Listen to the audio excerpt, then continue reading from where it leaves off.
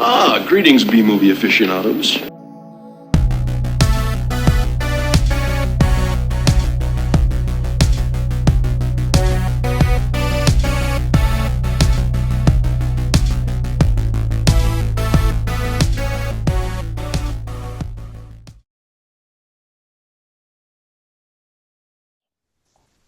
Hello, welcome to a Halloween spectacular of a couple of flicks. I'm Tristan. I'm Nick. And I'm Zach. Yeah. I don't know how many of these we've done. Is this our sixth, fifth, seventh, something like that? I can't even remember. So Around that. yeah. Time keeps on slipping. Shh, no more beats. You can't do much more. We'll get DMCA. I'm sorry. Yeah, you're right. You can do a couple bars, I think, like 10, 13 seconds before we get DMCA'd. Yeah, that's true. Do you think I'd be allowed to do like the weird laser sound effects? Probably, because of that. That did not sound anything like it. So. Good. Because it's AI. The AI would pick it up. I don't think the AI is gonna follow it, or at least I'm gonna hope it doesn't. Maybe in 2 years it'll be able to. So, all right. Well, yeah. So the three of us have picked out 3 spooky Halloween movies or Halloween themed. Yeah, Halloween themed. Yeah, that's a good way to put it. And not Halloween themed, takes place on Halloween. Yes, exactly. And they all 3 have Halloween imagery. Yeah, they're Halloween movies, I would say, in their own ways. So yeah, I mean, or close enough. They're more, like I was saying before, they're more than Mazes and Monsters was. Yes. That I still apologize. Sorry to the world. I didn't realize that Mazes and Monsters only had about 4 seconds of Halloween anything. I mean, you can just be Still sorry counts, to my mom. I think she's still the only one that just watches it full time. Okay. All right. Well, I'm sorry. I apologize to your mom. I was hoping that Mazes and Monsters would be Halloween themed, but it really wasn't. So, but these are much more closely, yeah, like you said. So, but before we discuss the the Halloween movies, sorry, I didn't want to say the title. Before we discuss the Halloween movies, the Halloween movies, did you guys watch anything in the last week that you want to mention? The only thing I saw between the last episode was Night of the Demons. Ah, excellent. Did you enjoy it? Yeah, it was pretty good. Cool. Nice.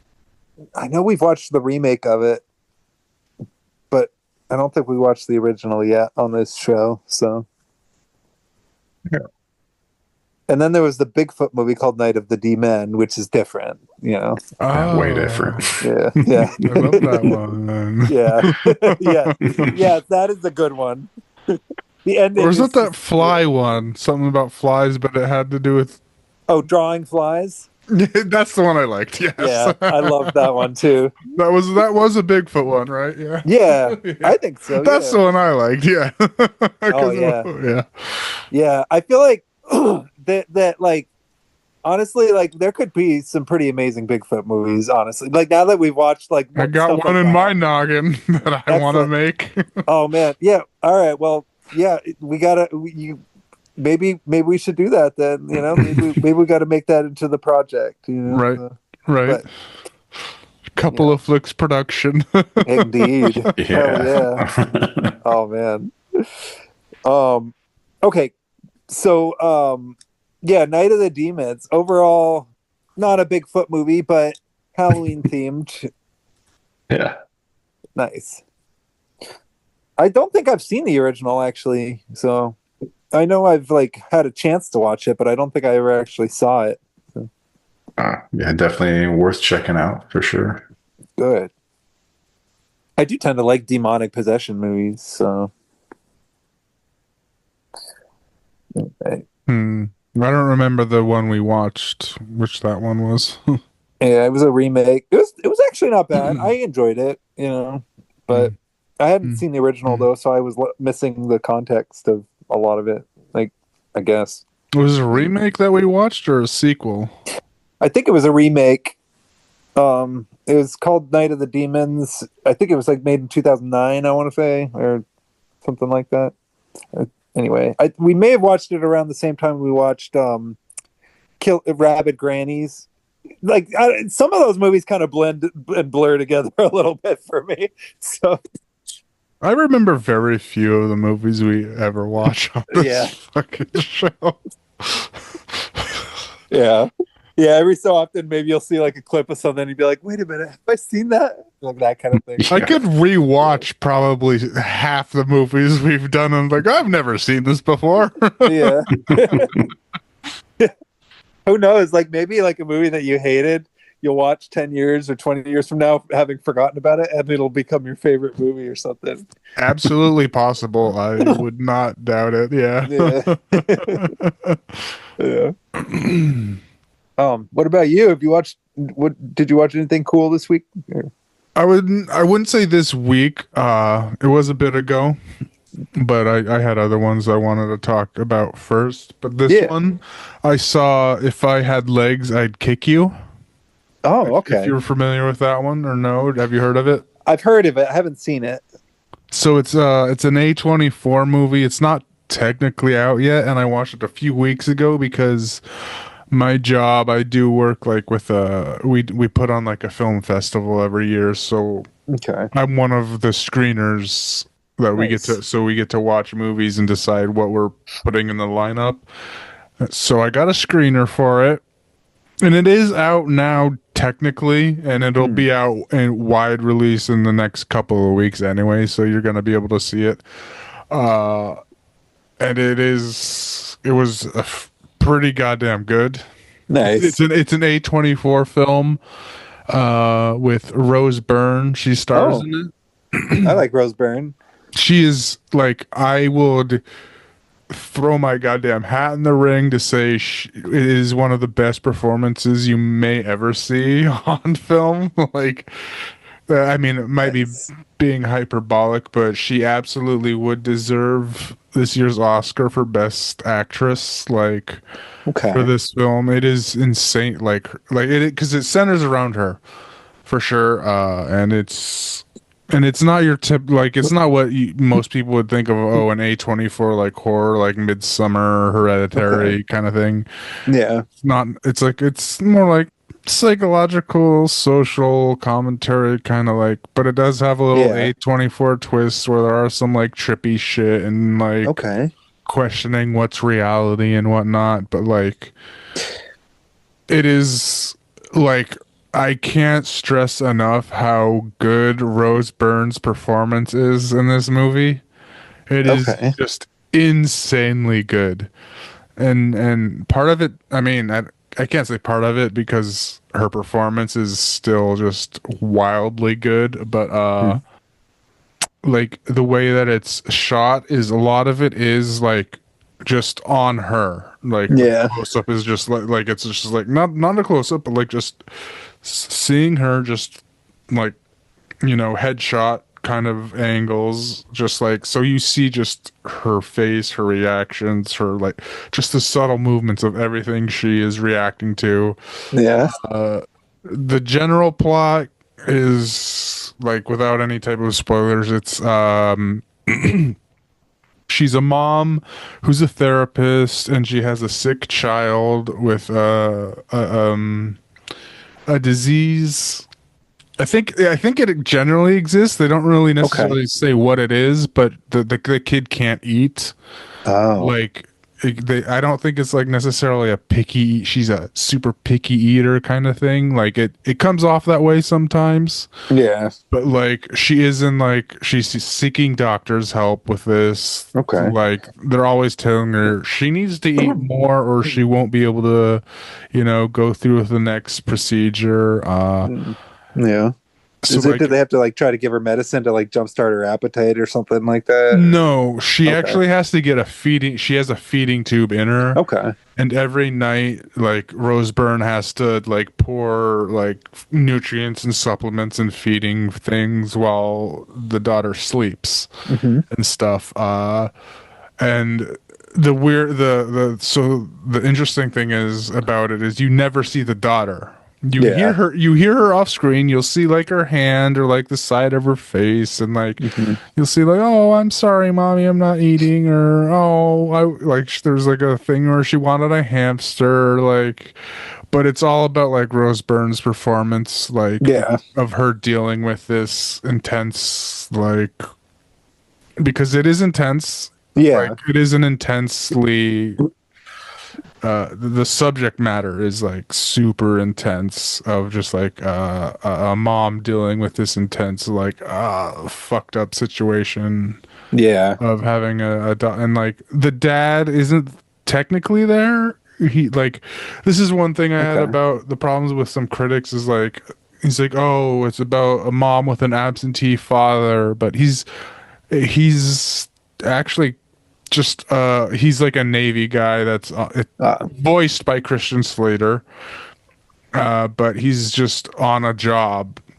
And he seems actually like a pretty good dad, and like he gets pissed off when Rose Byrne does stupid shit because like one of the main theses is like, oh, is Rose Byrne a good mom making bad decisions or just a bad mom? Because she's an alcoholic and smoking weed all the time and like so like there's that toss up of like, and that's the question of like the whole thesis of the movie kind of thing, and and it does leave you wondering too with like, you know, how a lot of A24's horrors do is like, what are we watching, is this real and stuff, because of how it's shot, of we never see the child like straight up on screen fully. All right. And wow. But it's really like, but also I have to say Conan O'Brien's in it. Nice. And it's a serious role. It's his first serious role. He's not being a comedian. It's kind of comedic with like, if I'm a huge Conan fan, so like it's like, I can see pretty funny at the Oscars. Yeah, you can kind of see that like it's a totally serious role he is playing, but like every now and then in some of his skits it would kind of look like that because he's just being like kind of a dry asshole, but it's also in reaction to Rose Byrne, because he's her, so she's a therapist and he's her therapist. So it's like, you know, hard to, and also hard to gauge superior, like they're both in the same thing, so it's like a weird dynamic. Again, try not to spoil a lot, but like I fucking love Conan. I love Coco. Like, so just seeing him in this absolutely different role was just like, that's the reason why I wanted to see it. But Rose Byrne kicked ass. She should win Best Actress in the next Oscar. I will fucking light fires to goddamn Hollywood. Like, that would be awesome, because I've always liked her work, and like even in movies I'm not crazy about, I've enjoyed quite a bit. Like just her being, and she's great. She is great, but this is another level of like acting. I'm like, holy goddamn shit. Like I even liked her in even though I wasn't totally crazy about the movie, the 28 Weeks Later, the second movie there, I thought, I forgot she was in that. That's funny. She's only in it for like 10 or 15 minutes, but she's so badass. Like she's that one like that one med doctor that's helping him out or whatever, right? And I think she like sacrifices herself or something. I remember. Or gets eaten. I can't even remember, but But no, I've liked pretty much everything I've seen her in, like Insidious and Bridesmaids. All right. No, she's good, and this is just like, an outstanding performance of. Yeah, it sounds really emotional. I love movies. It is. It is incredibly emotional. That's why it's like kind of hard to watch. Like, yeah, because it is like a mom unraveling. Yeah. Like into in hardcore descent for like kind of like understandable reasons, but she is still doing fucked up shit. Like, why are you getting high and getting drunk when you have this sick daughter? Yeah. It's like, it can be sad and scary to see like negligent people in movies about kids and stuff. Actually, watching a lot of kids movies and like watching old like kids shows and stuff, it's kind of like surprising how much stuff there is like where the parents are just totally crazy. And like when like we were kids, like a lot of these shows, it would just kind of be normal, you know. It's almost like as I get older, like it's like my brain is switching around. Like I remember when I was younger, I used to watch the Wonder Years, and I used to not really like the dad very much, but now the dad's like my favorite character on the show, you know. And it is understandable in some situations in this movie, because it's like she is put under a lot of stress, and in the time frame of the movie she is alone, like her husband's away, but like he is like getting calls from like the doctors and stuff and yelling at her like, what the fuck are you doing? Why are you like, come on? So it's like, what are you doing? Yeah, because I mean, it is kind of irresponsible and crazy. You know? So, it sounds like a good movie, though. It is good. Okay. It is good. Cool. I like the title too. If I had legs, I'd kick you. Yeah, that's memorable. Well,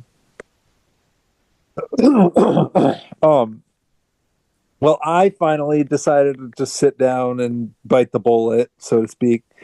And I watched all 3 of the Terrifier movies. So only seen the first 2. I haven't seen a one. I mean, not missing anything. I have no interest. They're pretty cheeseballish, honestly. Like at a certain point, really, the only reason to see them is for the makeup effects, and that's about it. I guess for whatever reason, there seems to be an audience for. Yeah, they get a lot of hype. They get a lot of hype on the internet or what, and I don't know. Like, it looks like shit. It's a House at Horror Nights this year. Yeah. Oh, really? Yeah. It's the new thing, you know. Like every decade has a new like horror icon, and the new one, I guess, is Art the Clown, who's just some goofy clown who goes around torturing and killing people. Basically, I mean, I don't know. Once the novelty wears off, there's not much to them really. They're kind of just goofy, and the second one's kind of colorful and interesting, but like, colorful, yes. Yeah, I mean that's the best thing I could probably say about them, is that they're colorful. Really, if you like colors, I mean these are more colorful than Reservoir Dogs. You know, just but but I don't know. I honestly, like, if you've read anything about them, you pretty much already know like what to expect. I'm probably not going to ever watch another one, just because I don't know. Now that I'm 36, like I'm starting to realize that my life is too short. Right. I don't think I'll ever watch one. So. Yeah. I mean, I think there was a time in my life when I could get into these types of movies and kind of enjoy them on a morbid level, but nowadays they're kind of more just goofy background noise. I mean, you kind of look at it and there's some good sound design. I don't know. It's I guess I've had my fill. I didn't even finish the third one. You know, I kind of just was like, enough's enough for me, I guess. Yeah. So deciding if I want to actually watch it or not. Probably not, but. And there are the only 3 for now, or there's already like 7. I don't know. They're making a 4th one. I guess they're just going to keep making them until people get tired of them. You know, which evidently I think the director actually said the next one's the last one. I think even he's getting sick of it. It sounds like.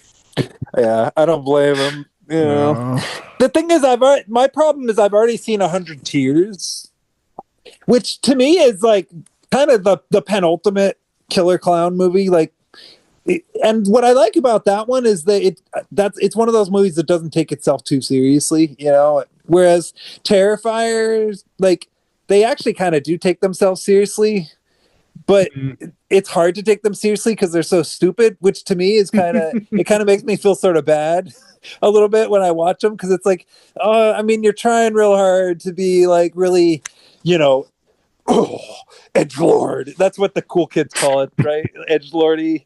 But yeah, but I don't know. I'm more freaked out by psychological stuff.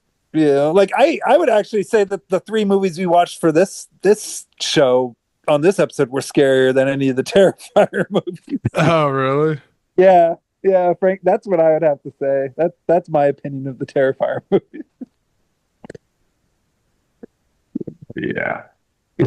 I mean, if you like a lot of wet-looking violence, like wet-looking blood, then there you go.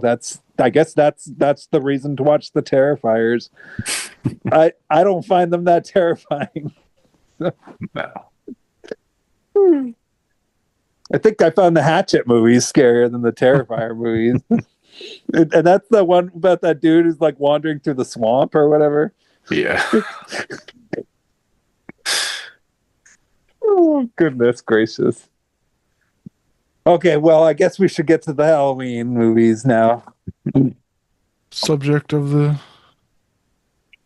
pod. Yes. Of tonight's episode. Yes. So happy Halloween, first of all, to everybody who's... Happy Halloween! Yes. It really is, you know, one of the best holidays, you know? It is. Yeah. So much better than... Wait, what's another holiday? I don't know. April Fool's Day, does that count? I mean, that's probably my least favorite holiday, because I feel like every day is April Fool's. At this point, yeah. These days, yes. You can't even tell. Like, what the fuck? Yeah. You know, but regardless, the 3 films that we've chosen on this episode are all Halloween oriented, and we shall start with Zach's choice. Yeah. Chose The Hallow. 2004? I think it was 2004. Yep. I was trying to figure out if it was a made-for-TV movie, because I guess it was actually on like ABC Family. So that makes sense, because she did. Cuoco was on that. The 8 Simple Rules. Yeah, was that on ABC? I don't know. I think it was. I'm pretty sure. Yeah. Okay. I mean, if it didn't start off being on ABC, it eventually got on ABC. So. And was that?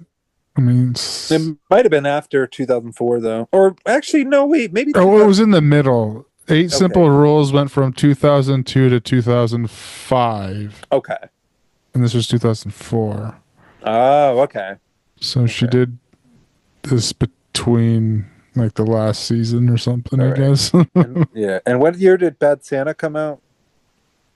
That was 2003, I think, right? Was she in Bad Santa? No, but John Ritter was. You see how that's how I placed the timeline in my head, because John Ritter died around that time. So 2003, yeah. Okay. So yeah, The Hallow. So I guess so what piqued your interest in choosing this one? It seemed very Halloween, like the vibe, and had an interesting cast. Yeah, I didn't expect Stacy Keach to be in this. Yeah, I didn't know he was in it. Yeah, that surprised me. But I was more curious about Nick Carter.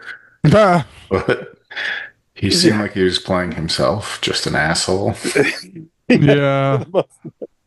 They made him a good guy at the end too, which I feel like he may have pushed for. Maybe. You know, Yeah, it's possible. I mean, I was hoping he'd get like a gruesome death or something. Yeah, But that's what I was hoping for too. yeah, he almost did, but instead he got a redemption arc. Yeah. I mean, yeah, I guess but yeah, like pretty much throughout most of the movie, you do expect it does almost seem like they're setting him up to get killed.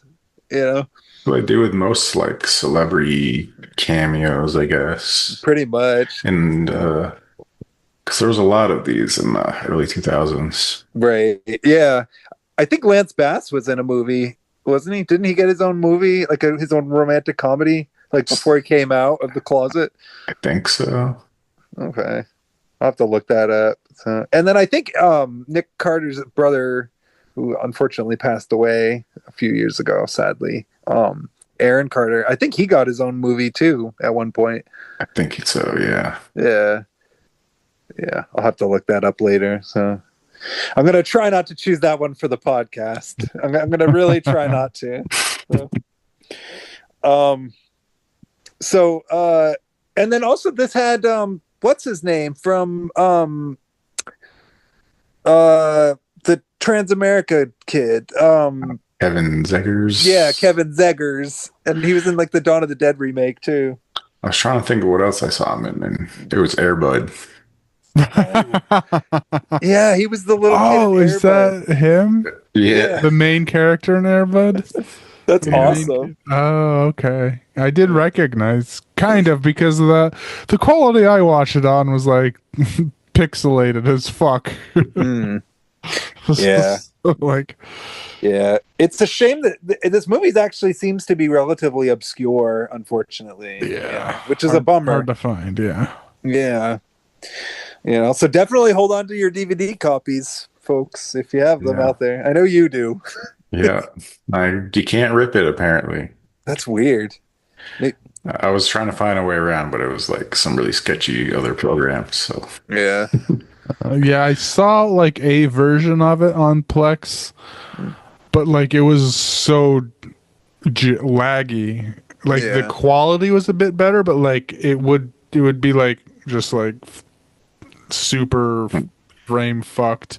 I was like, should I watch this version or like a smooth pixelated version? And I chose the smooth pixelated version. Yeah.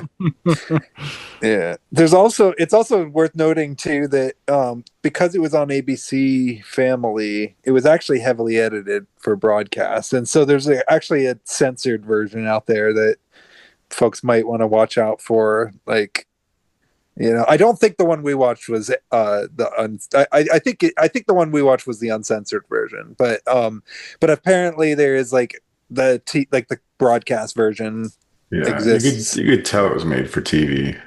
Yeah, but there's a couple shits here, like half a nipple at one point. Yep.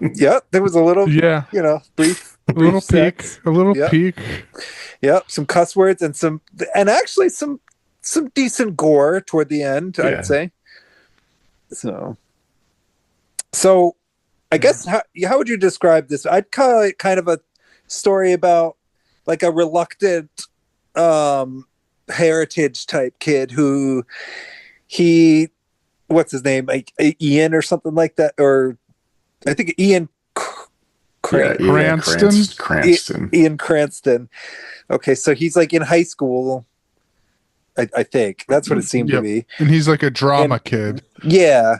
He's involved in drama, and he's not aware of his secret family legacy, but he becomes aware, obviously, because of how the film unfolds. The town crazy. Yeah. Yes. Who actually ends up being kind of a key character, Yeah. I hated how he I didn't mind his accent, but I hated how he kept saying ye instead of you. Yeah. Like they like that's like a I don't know, like a Shakespearean way to say it, but like yeah. It's not like a I don't know, Scottish way. I think Scottish people still say you. Yeah. Ye. I think I heard him try an accent every couple sentences, but Never stuck to it. No, didn't work out. So let's see. Ian, he's like pretty much gets involved in typical high school dynamic stuff. There's Karen. Wait, is that her name? I think it's Karen, right? Yeah. His girlfriend. Well, I guess it's more of a love interest, but it may as well be his girlfriend. You know? Kaylee Cuoco. Indeed. Penny from The Big Bang Theory. Mm-hmm. Exactly. He was the best part, probably the best actor of the movie, at least, I think. Yeah. Just because, I don't know. She apparently has chops. She's still going. Yeah. I mean, I do like, even though I know that Kevin Zegers isn't in a lot of stuff these days, I don't mind seeing him in stuff still, you know? And then there's a local, you know, jock type of dude, Brody, and which I that's the Nick Carter character, right? Basically, yeah. Okay, yeah. I'm trying to remember if his name was Brody. I think that's what. Yeah, and of course there's the dad who's the coach, Judge Reinhold. Yeah, so out of character. Yeah. And it's Ian's dad too, which I didn't really pick up on until like there was like because Ian is a drama kid, but also into fencing, which comes up later. But also on the football team, so he's doing a lot. Like, his dad comes up and is like, "Why the fuck are you missing football practice instead of doing this fucking fencing shit?" And he's like, because I like it. Yeah, he wants to do drama. But he's still doing a sport. So it's like, why is this jock dad being mad at him for, I don't know. I think fencing is pretty fucking cool. I agree. Like, you're sword fighting. That's pretty badass. I don't know. Like, why is his dad so mad that he's still doing a sport that is, in my opinion, cool, but like not football? Yeah. No, I mean, I think it.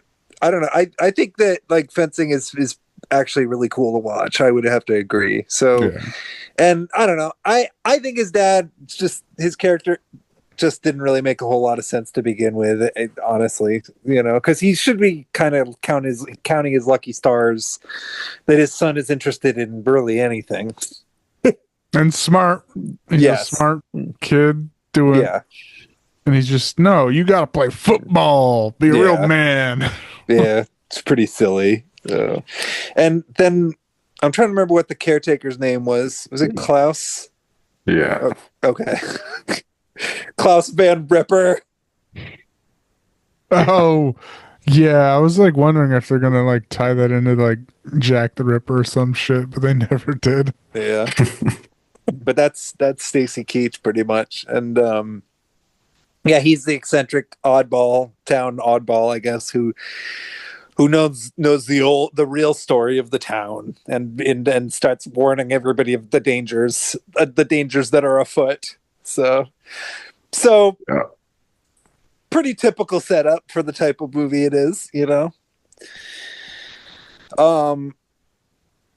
Okay, now I'm trying to figure out what was the inciting incident. It was kind of like, I remember that eventually, like when he arrives, something triggers like some kind of supernatural, like stir, like some kind of memory or something. But it's like the vines are growing on a tombstone. Something like that. Yeah. Oh, he kept mentioning that over and over again. Yeah, I didn't understand that. I think it was like the time frame too. Just like, oh, this year in particular, don't do it or some shit. Yeah. And also it was those three teens that Nick Carter was there. Yeah. But they just went to fuck around in the graveyard. Yeah. But then those other teens got murked, I think. Yeah, they all if I remember correct. Nick Carter doesn't because he walks away unscathed, but the other, his friends he was with, I think, get killed. Yeah. Headless Horseman. And presumably it's all just a prank or like a part of the attraction or whatever. Yeah. No, that was way in the very beginning. That was a different bit. Like in the very beginning, like they were yes, I remember. Fooling around in the graveyard, and then Yeah. Nick Carter pretends to get stuck, but then I don't know, walks off with That was it. Yeah. That was stupid. yeah. And then the other teens get killed, I think. Yeah. So let's see. So basically the bully just shows up to complicate Ian and Karen's relationship. Because he is into Karen and basically hates Ian. So yeah. And let's see. Klaus begins warning Ian and the rest of the town basically about waltzing into school. Yeah. Drunk. Keeps calling him teacher. Yeah, that was funny. That was also kind of annoying after a certain point. Yeah. Yeah, it's the trope of the crusty caretaker who knows too much, and the kid won't is the give heir. the infant wow. Yeah. Until like the last act. Yeah. Karen, I don't even know if Karen was a cheerleader, but she may as well have been, She was, yeah. Yeah. Because she tries to get Ian to go to the pep rally or some shit, but yeah, he's reading up on the lore of his newly found heritage. Yeah. Pretty much like the movie, like it doesn't really pick up until the Headless Horseman starts like actually, once his attacks start intensifying, that's when the movie started really like clicking with me, I thought, because up until that point it was mostly just Ian trying to figure shit out. Yeah, just teen drama until that point. Yeah, and mostly just a lot of superfluous teen drama that it actually kind of reminded me a little bit of another movie we did on the show, Boltneck. Do you remember that one with Ryan Reynolds? Yeah. I think you chose that one, Nick. Yeah. Oh shit. well, it had Ryan Reynolds in it.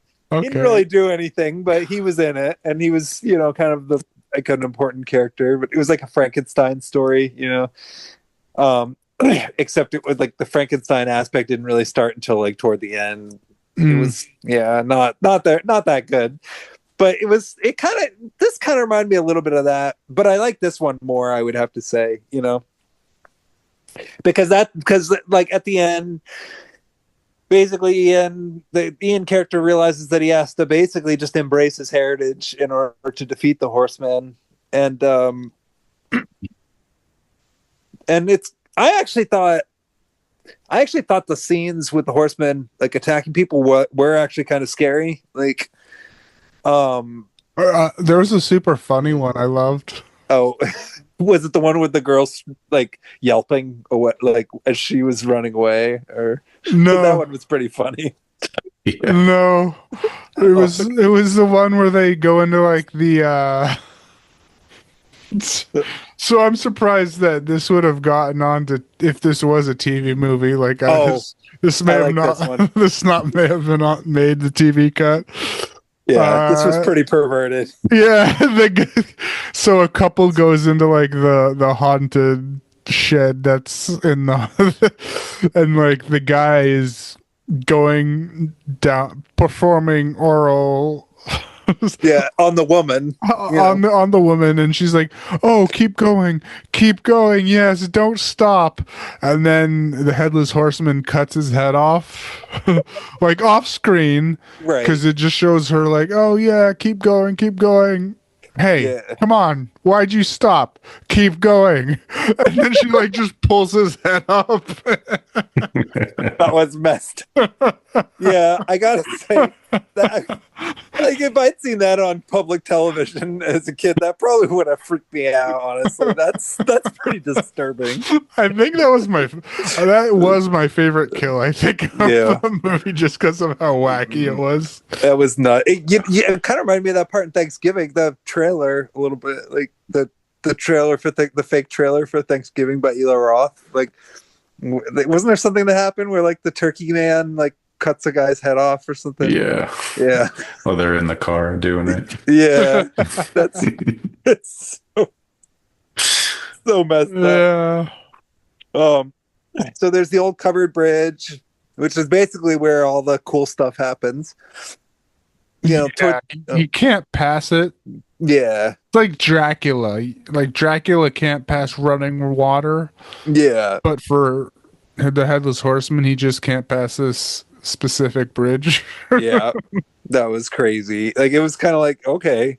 I mean, I guess there does have to be kind of rules to these sorts of legends. So I guess I just didn't expect there to be that kind of thing with only because like the Legend of Sleepy Hollow tends to be so ominous, and it's like this idea of like not knowing really what the Headless Horseman is capable of. That's kind of what makes it really creepy. And you know, there's the Tim Burton one, which I kind of find to be a little bit more of like a supernatural fantasy than a horror movie.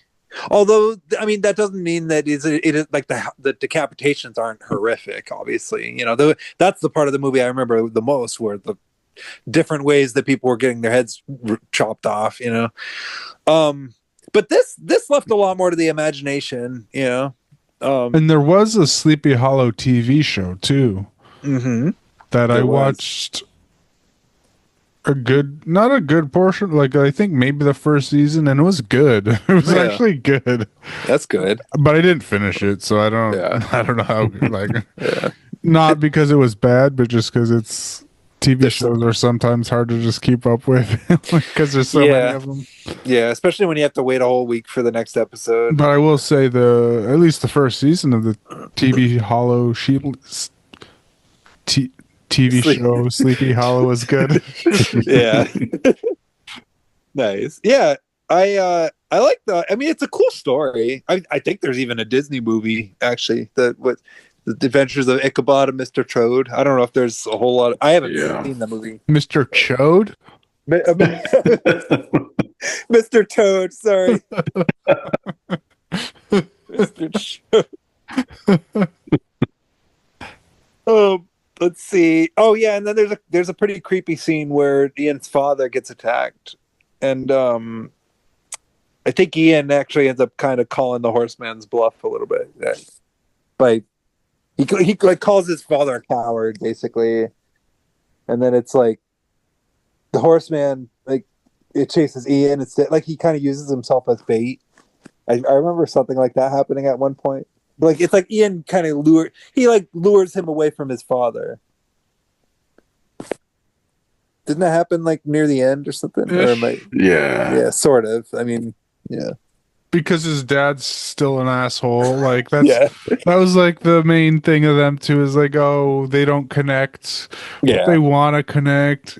Like there was that whole thing where Ian had to do the hayride, which is like the main crux of like the third act or whatever. Is like Ian got, because he's a good performer, so he had to do the hayride tour.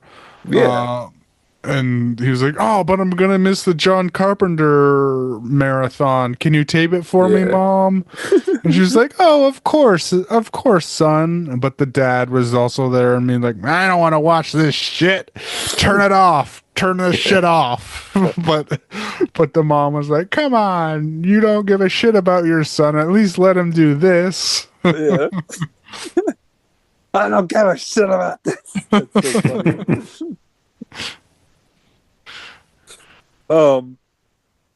Well, okay, so let's see here.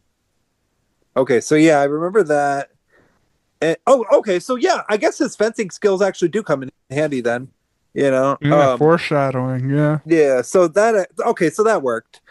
I'm trying to remember. There was something about the I remember like the caretaker and Karen helped out in some way. So they was had that to after get the part where she found all the heads. I know we're jumping all over the place, but I'm just trying to remember.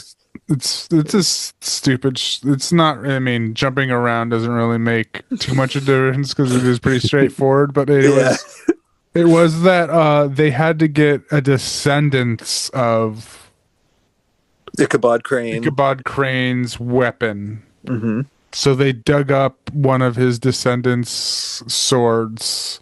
Yeah. And that's where, the caretaker and Karen helped him take a sword out of a grave of one of his descendant. Yeah. Yeah.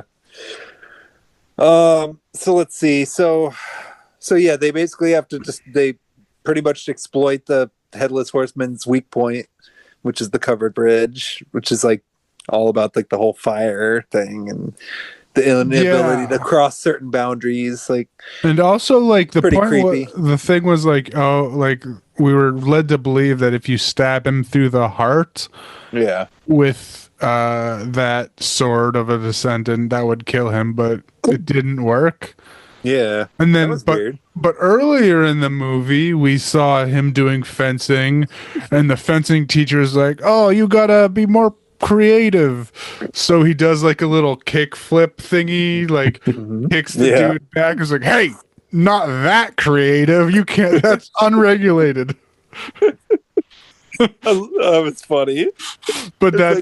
But spoiler, that is how he kills the Headless Horseman, because he does stab him, doesn't kill him. Yep. But then he does the little kick flip thing and pushes him onto the bridge, and he blows up. I mean, that's what happens, right? He just basically blew up. Yeah. It was so like, all right. Yeah. And he's barely on the bridge too. He's like a foot into it. It's like, yeah. And there was a creepy moment too where the girl found a bunch of heads, which that was probably the part of the movie I found scariest. Was like all the severed heads in that tree thing. One, yeah. Yeah. That was like, I don't know, that something about severed head, like the soul, like the just empty eyes and just stuff, just that kind of stuff wigs me out. So. Yeah, and Nick Carter was also playing the Headless Horseman during the hayride. Mm-hmm. He tricks him at one point, or tries to. Yeah, and then during like the second, like because they're doing multiple hayrides, and then like during the last one, the actual Headless Horseman comes up and just chops off a random girl's head, and they all clap and like, "Oh, that's cool, nice effects." Yeah, the yelping lady, the one who's like, "That's the Headless Horseman!" And she like starts squawking and freaking out and acting all foolish. Like she just darts away and gets her head chopped off. Yeah. Pretty gnarly. Yeah, that was the girl. Was that the girl that got eaten out? I think it was. Yeah, I think it was her. Yeah. So yeah, I mean, I don't know. It's not anything special, but I found it kind of to be a nice little, like, interesting reimagining of Washington Irving style, like Legend of Sleepy Hollow. I mean, I've read that story several times, and I mean, something like this, it's definitely like a modern take, and it's cheap and doesn't do anything all that groundbreaking, but I was definitely into it though. Like I loved the whole sequence at the end where at the climax when the Headless Horseman gets blown up, just the way that like the light looks, like how it kind of feels like the sun is coming up and stuff how everything kind of looks golden and stuff. I just found that to look really gorgeous, and so I thought the ending was pretty satisfying, and the callback to the flip, yeah. I thought that was pretty cool. I liked that the main character kind of had to use his agility a little bit, like the drama ended up being an important thing, and the fencing ended up being an important thing, and he managed to kind of do something clever with the two, so and reconnect with his dad, because his dad would also be able to kill him. Apparently. Yeah. I mean, I feel like the character of the dad was like the potential of that character was rather untapped. I didn't feel like they did much with the dad other than make him a jerk, and they didn't really give him any kind of arc until toward the end when things started working out, I guess, Yeah. But a little bit of father-son conflict doesn't hurt this when a story like this. Yeah. I would have, like I said, I would have preferred, more character from both father and son, but you can only get so much from a low budget TV movie, I guess, with Nick Carter and all these people. They spend too much money on the cast and not enough money on making the movie long, or not enough money on the script, because the cast is pretty stellar. Stacy Keach, Judge Reinhold, yeah. Nick Carter was probably big back in that day too, so that was probably a big get. Yeah. Yeah. Like, I'm wondering if Nick Carter's fans had any. If anybody has a copy of this movie that's in good condition, it would probably be the Nick Carter fans out there. Still think he should have died. Yeah. The character, yeah. Yeah, I bet it was like in his contract that no, I don't want to die. Make me a good character. Was he the Backstreet Boy or was Aaron the Backstreet Boy?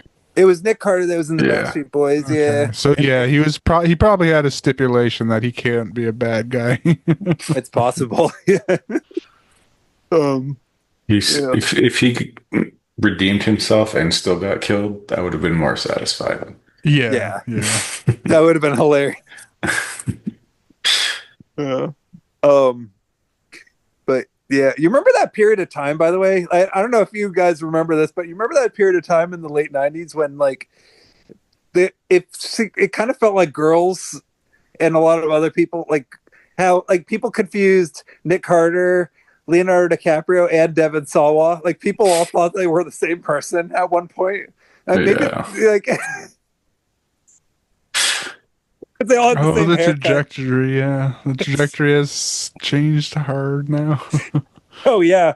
Yeah, nowadays, the three couldn't look any different. Oh, my God. Yeah. So funny. But yeah, what about you guys? What were your thoughts on this? It was not what I was expecting. I was expecting it to be a little more cheesy. Yeah. But, yeah, it was pretty decent. Cool. All right. Yeah. I would say, I mean, I had no expectations, so I didn't. It was just, straightforward teen horror. Yeah. Okay. With teen heartthrobs, teen drama. What's jocks. The girl? Is it? What's the girl name for a heartthrob? I don't know. With Kaylee Cuoco. Well, I know the character's name is Karen, but but what do they call a female teen heartthrob? Just a pretty girl. I don't know. Yeah, I guess so. It's a pretty lady. the lady of your dreams or something. I don't even know. Yeah. Just straightforward. Yeah. Not complicated. Yeah. Easy to follow. Yeah. It's like baby's first Halloween movie. Yeah. Yes. It's a good one to watch if you're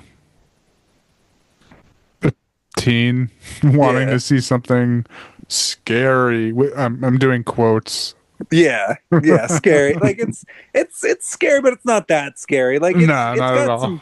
It scared me, but that's only because I'm easily scared, And yeah, I don't know. Maybe I just am tired of boring horror movies, and and I don't know. My standards have plummeted so low now that this to me feels scarier than a lot of stuff that gets made today. So. I don't know. Who knows? But I mean, it's I don't know. I like what I like this more than was that movie I chose for last Halloween, The Midnight Hour. I didn't really like that one that much. I know a lot of people enjoyed that, like, and I know like when I look it up, it seems like it's pretty well liked, but I don't know, that wasn't my thing. But this I could get into. So I guess this is more my kind of Halloween movie. So I'd give it probably like 3.5, something like that. Like, I enjoyed it enough. That's generous, I think. It is generous. It is generous, but I don't know. I got into it, and like I said, I was doing my laundry while I watched it, and like for whatever reason, That helps. yeah, maybe it's just a movie that is easier to get involved in when you put on in the background. background. Yeah, It's fine for a background, like, yeah. yeah. I mean, I would give it like, I'm being generous with a 2. Okay. Just because it has at least a followable plot. It's not like totally incomprehensible, and the acting isn't atrocious. Yeah. But it's nothing fucking gripping. Yeah. Like, nothing scary. Yeah. And like I was surprised by the actual like actors that did show up. Some good actors, and then just all the acting in general was good. But the story itself was like straightforward and boring. Yeah, pretty much my exact thoughts. I also gave it a 2. Yeah. Yeah, that's fair. That's fair. I think I think the audience for this is probably pretty niche. Ultimately, I don't know that a lot of people can really. I don't know. I could totally see how one could like try to watch something scary and find this pretty dull, But I would say it could be pretty somewhat broad if you're aiming towards like young teens. Yeah. Like, yeah. Maybe you're aiming towards just high school ones that aren't into like super scary stuff. That's a pretty big market, I feel, these days, like in general. Yeah. That want to go on a cute date night to see a again quotes scary movie. Yeah. Something that's scary but not scary. Yeah. Yeah, that makes sense. Just something that's just got a spooky quality. Yeah. Halloween themed. Cool. Yeah. I think that's pretty fair. For me, this felt kind of like a little bit in the spirit of Satan's Little Helper. Although I don't know, Satan's Little Helper is probably a better movie overall. But kind of how this had sort of that edgy flair. I guess it's not that edgy though, other than the oral sex scene. I'm surprised that made it in. Yeah. Yeah, it seems rather weird in context. Yeah. Didn't the movie Python literally open with like a full-on lesbian, like full frontal oral sex scene? Like in a tent? I just vaguely recall like watching that, and within the first minute, like that's how the film begins. Haven't seen it. Yeah, okay. I'll take your word for it, though. Yeah. Is that the Dean Cain one, or is that another Snake movie? It's the one I think it has Will Wheaton in it. Okay. And Robert Englund. It's actually pretty good. Like, Yeah. Will Wheaton. It's a Kelly Cuoco connection. Oh yeah, because he's in Big Bang Theory a bunch. Yeah, big Will Wheaton fan. Yeah, I've liked him in pretty much everything I've seen him in. So, yeah. All right. Well, I guess now we should talk about your pick, Nick. All right. All right. Excellent. Here we go. All right. So your choice was called, what was it? Alienween. Okay. So this is like the title is like a combination of Alien and Halloween. Yes. Okay. And that's I chose it partly on the title because that made me laugh. Alienween, like, yeah, because it also made me think of Alien Wiener. Oh yeah. But also the synopsis. Fuck, hold on. I have to bring it up because yeah. Give me a second. Okay. Because the synopsis made me giggle. Nice. And I just thought it would be good. because of the synopsis. Okay, cool. It was Halloween night, an old house, a group of stoned guys, drugs, and gorgeous chicks, and a deadly alien invasion that falls from the sky to make a hell of a party. You know, in a weird way, that actually kind of undersells it.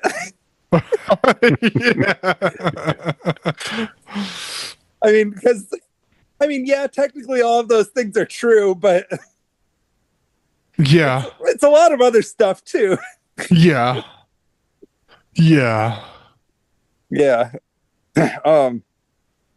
Okay, so I guess yeah. I don't even know. Okay, so what would be the first word that comes to mind that you would use to describe this movie? Italian. I did not know. Like I guess I didn't look at the IMDb that carefully of it. Yeah, that's okay. Like I honestly wouldn't have chose it if I knew this was Italian. Oh yeah. Well, when I found out it was Italian, I was overjoyed because my favorite movies often tend to be Italian. Yeah, Italian movies are great, but like but if I'm trying to choose a movie we do for this show, I can't, especially my movie at least. I'm trying to take notes, but there are subtitles I have to read. Yeah. So I'm just like, I can't read and write things down at the same time. I have to pay attention and like I can listen to movies that I'm like, okay, this is happening, but like I can't listen to. I don't know Italian. I have to actually read the subtitles and shit. So there is stuff that did there's a lot of stuff in the beginning. I was like, what the fuck? I'm trying to write down just what's happening for these notes. Yeah. Like, oh god damn it. And I don't know, maybe I'm a stupid American, but Italian and I think English is really hard anyway for most people, and we're probably speaking really fast for un-English people. That's possible. But like they speak real fast. They were speaking real fast, and the subtitles were long and like big chunks. And it was like, oh fuck. Yeah. Yeah. This movie was, when you describe it as being Italian, you say a mouthful, because I mean, all the characters in this film, even the ones that are deadpan, are full on emoting constantly and delivering, long-winded monologues, and the dialogue is also very repetitive, and a lot of the same things are getting repeated back and forth, and a lot of like references are being made to other characters, and there's also flashbacks and sight gags, and I love the sight gags. The sight gags were like amazing. Like the sight gags were amazing. Yeah. So I did for what it was. I did like this movie for for what it was, like because it was funny. It was just not. It was definitely not taking itself seriously. It was like it is overall body horror, I would say, like a body melt film, I think they call them. I think so, yeah. It felt like the movie Body Melt at a lot of points, actually. Yes. It seemed practical, I would assume, for most parts, except for like glowing eyes and shit like that. Like there was a lot of, I think, puppetry. I think I even saw in the very first scene there was like a dude beating on an alien that was on the trunk of his car. Pretty sure I just saw a string. Just a string on that alien. It was like a couple strings. And he was playing the piano. Oh yeah, the piano. I missed that just because I was like, I give up. I'm just like, we're going with it. I'm just going with it. Let's go. All right. Yeah. I mean, the whole film is pretty much just about like probably about half a dozen, maybe a little more, 30-something-year-old stoners on a all-night bender, kind of commingling at an abandoned house while there's what appears at first to be some kind of fancy meteor shower happening in the background that they kind of vaguely make reference to here and there, which actually in that sense the film also kind of remind me of was Things. Yeah, a little. I was thinking the same thing. I like that one a lot better though. Oh yeah. What one is Things? Oh, that's okay. Yeah. The one you hate. The one that I think you described it as looking like it was shot through a potato. It was like the one about the two guys kind of chatting while there's like some ant monsters like kind of hanging out in the basement, and then they like all argue. ADR. Yeah. Oh, okay.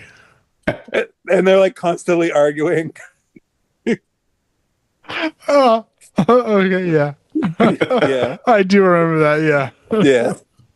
Okay, so that one you remember. I remember ones that are just I hate. Yeah. Those are the ones that stick with me the most. Yeah. The ones that I fucking Yeah. Yeah. Yeah. Well, admittedly, I mean, I really loved this movie a lot, but I liked it. I did for what it was. Yeah. Like just it was. But having said that, I could definitely see why one would hate it, because it is a lot of nonsense for the most part. Like you mentioned, it kind of not taking itself seriously, and what's weird about it is like for the first 2/3 of the film, it kind of, I thought it was like a spoof movie type of thing, where it was like spoofing things like Pumpkinhead and other movies like that, And there were anime shit, like I feel it had anime references and stuff. Like there was this scene where like one of the guy's girlfriends was just slapping him. Yeah. And it had just like an anime slapping situation, and then it did it like 3 times too, and it was like this anime looking like slapping shit. I was like, so like I think the Spanish culture, I don't know if Italian counts as Spanish, but like I know Spanish culture in general loves anime. Yeah, there's some crossover. Like and there was in at least that first section. Yeah. Some anime, like a lot of the reaction type stuff, like they would like there was like a lot of snap zooms, snap like fucking pans, snap. Yeah. A lot of like a lot of sound effects of like when they would zoom, they would do the swoosh. The swish, swish, swish, swish, swish. Yeah. So it was. Yep. Like it was like, okay, they're having fun here. Yeah. There's no way they're actually thinking that this is good. Right. Like good. They're just having fun, having a good time. Yeah, kind of playing into like that trashies 80 like VHS type vibe. Yeah. Like a lot of like shot on video movies sort of had that kind of energy, and which of course like those types of movies aren't for everybody for sure. And like just there's a lot of sight gags, at least in the first like third of the movie before like shit actually starts going down. And there's so it's like a group of boys on like a boys night type of thing, and then there's like that one. There's I will say, but sorry, before that, the opening credit said based on a true story. Oh yeah. Okay, so folks who hate these kind of movies, you're gonna know you're in trouble in the first 5 minutes. I mean, the Coen brothers do this all the time. Yeah, based on a true story. Like, did they take that from the Coens? I don't know. Because the Coens say that, and it's absolutely not true. They do it just to fuck with the audience. Yeah, like Fargo and stuff. Yeah. But like, pretty much the first thing that happens, though, you'll know if this movie's for you, because the first thing that happens is this little girl who's like trick or treating, and was she dressed as Doctor Who? I couldn't figure it out. I thought it was a boy dressed as Harry Potter. That's what I thought. Oh, maybe it was a boy dress. I don't know. It's hard to tell sometimes. That's what I thought. I thought it was a little boy dressed as Harry Potter because it had like glasses and like a little robe, and he had like this wand ish. It was like a flashlight, really. Just and it was going off and like trick or treat, trick or treat. It was hard to see a lot of things in this movie. As this some androgynous child dressed as some wizard / doctor character, and the first thing that happens in the movie is the child just gets encounters melted. an alien. Yeah, he gets blasted in the face, and their entire body just completely melts into goop, and you see his bones and everything. So, which is a lot. So, like, this is a body melt.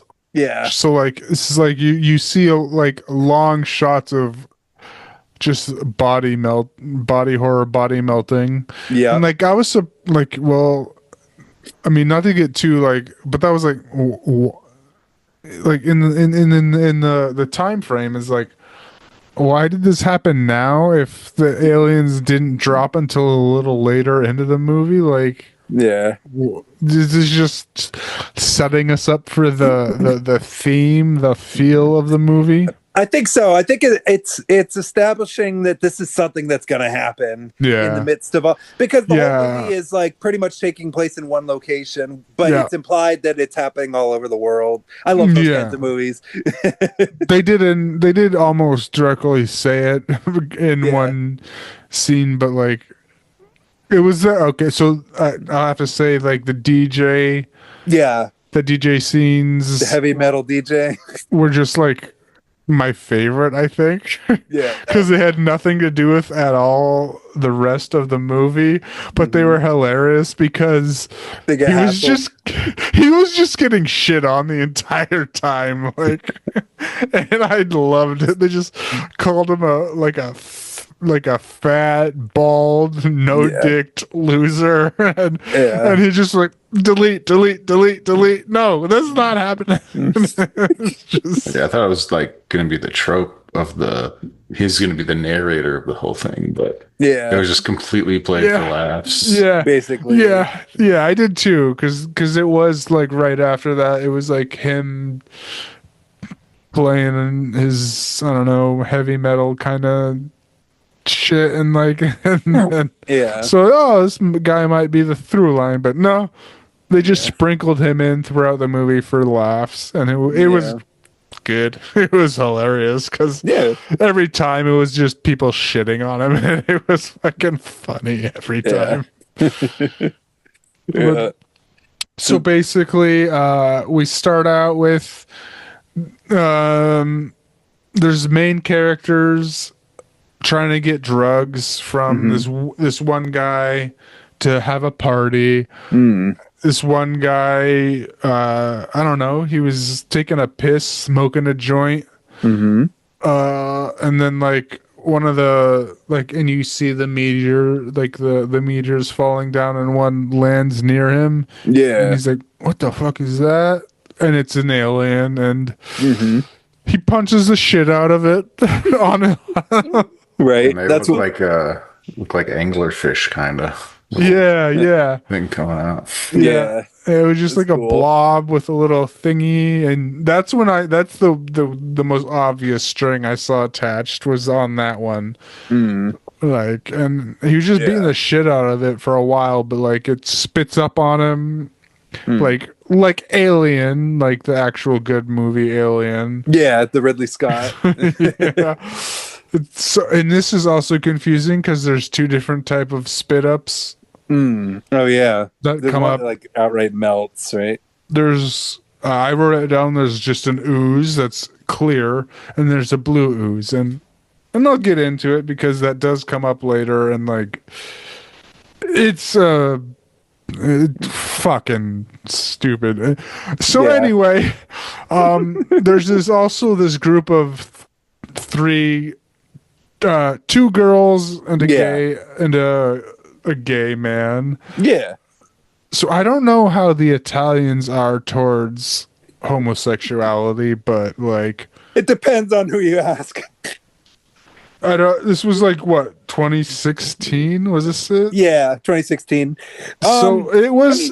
It was pretty on PC, but it was quite on PC. Like they were watching him, and they're like, "Oh, he's just a drug dealer." And then one of the main girls just starts smashing the face in. Yeah, of the drive, like the worst words you could call somebody. The F slur for a homosexual. Yeah, and just smashing his face into the driver, the driver wheel, and it was like, what the fuck? Okay. And then the girl in the background was a church-going girl, and she was like, "You deserve this because this is against God," kind of thing. And like to me, it was so severe that I couldn't take it seriously. Really, Yeah, I was like, too absurd. All right, whatever. And I was like, well, what?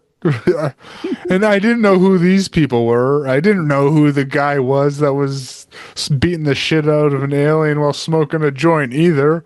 Yeah. But we're also introduced to like kind of the main characters of eventually the main characters. Yeah. So they're waiting for the guy that was smoking the joint. He was supposed to bring them drugs for a party. And he's late because, of course, he's getting attacked by a fucking alien. And they're waiting for a long time. They hire, I think, prostitutes. Yeah, that's the impression I got. Yeah, I thought strippers at first because they were just They were dancing and stuff, and it was kind of a cool scene. I like the song and the way it was shot and stuff. It was pretty well. I was disappointed in it because there was no nudity. Yes, that was the one thing I was surprised by. Yeah, like for how hard this movie did go in the overall thing, there was zero nudity. Yeah, that surprised me too, because a lot of Italian movies are usually not shy about nudity. That was really strange. Yeah, that's what I was thinking. It's like, wait, this is Italian. All of these girls are gonna go topless. Yeah, not one. There was zero boobs. There was zero nipples in this movie. Yeah, was that done intentionally? I wonder. Like, what in the world? I must have been. I don't know. Fuck them if it was.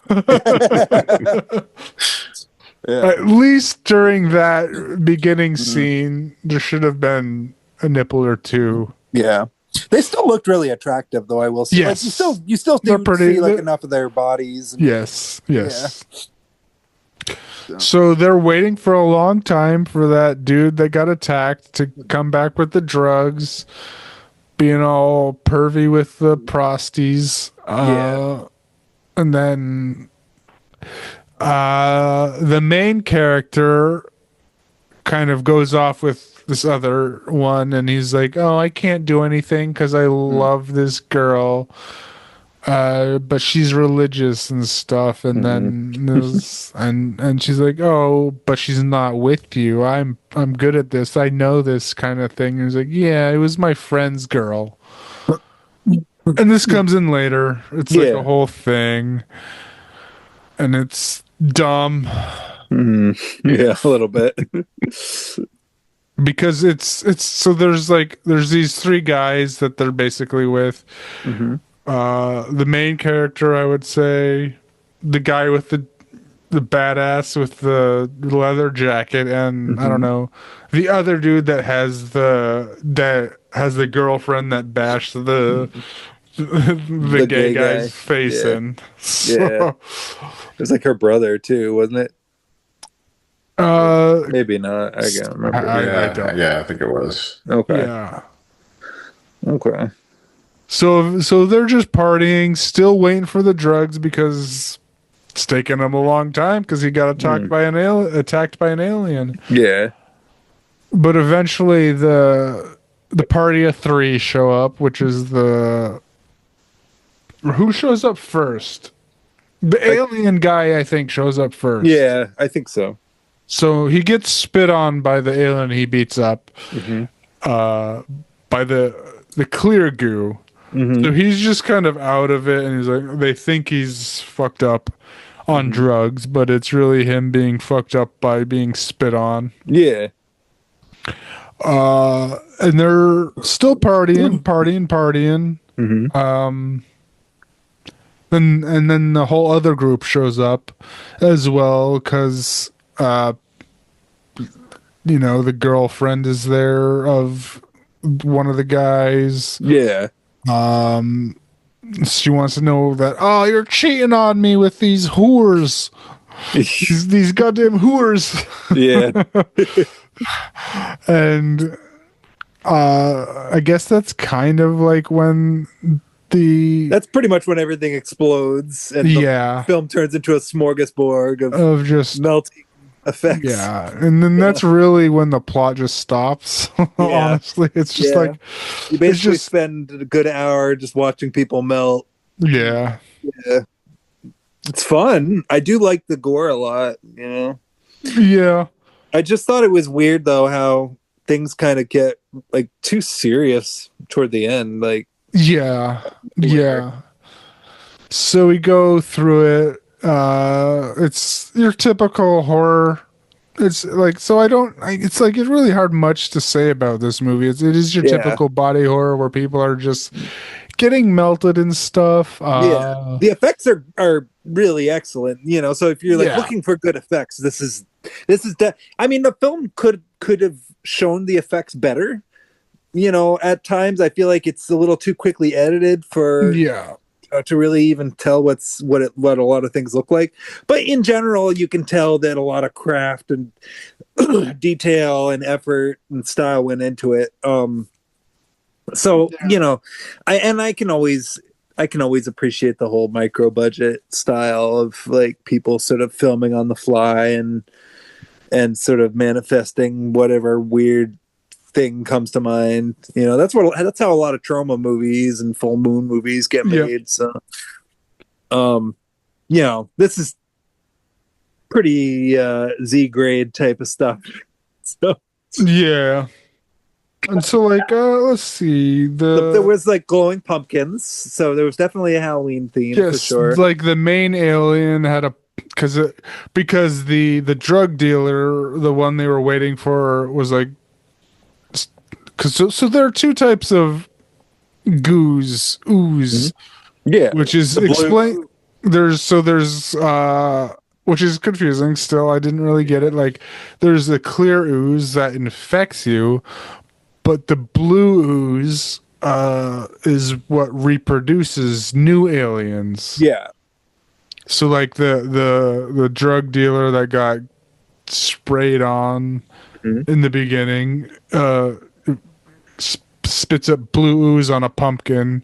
And that's the main like bad alien throughout the movie, is a pumpkin headed alien. And of course the exits get barricaded. And there's like weird exits. It's like I don't know what the fuck type of place they're in, because there's like 20 exits, but like they can only go through 2 of them.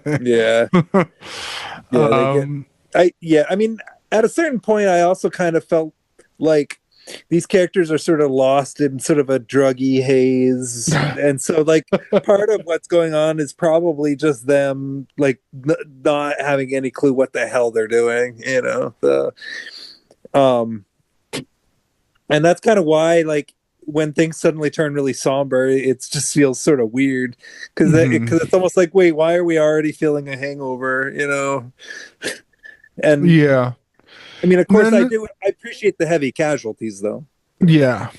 And then there is a split up of the group, too, eventually. Like, so there was that little, I don't know, romantic scene-ish of the like... melty ham thing. A little before... So, yes, before that, there was like the main character talking to the main stripper. I guess the main male character talking to the main female character, saying... I don't want to do this. I have a love. And he gives a little monologue, and she's like, oh, so you really do love her.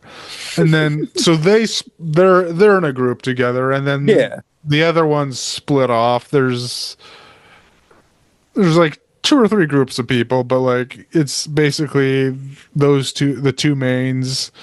They split off trying to do shit. And then like it's just there's not much to say besides people getting melted. Like over and over again. Like the prostitute eventually reveals that she has a daughter.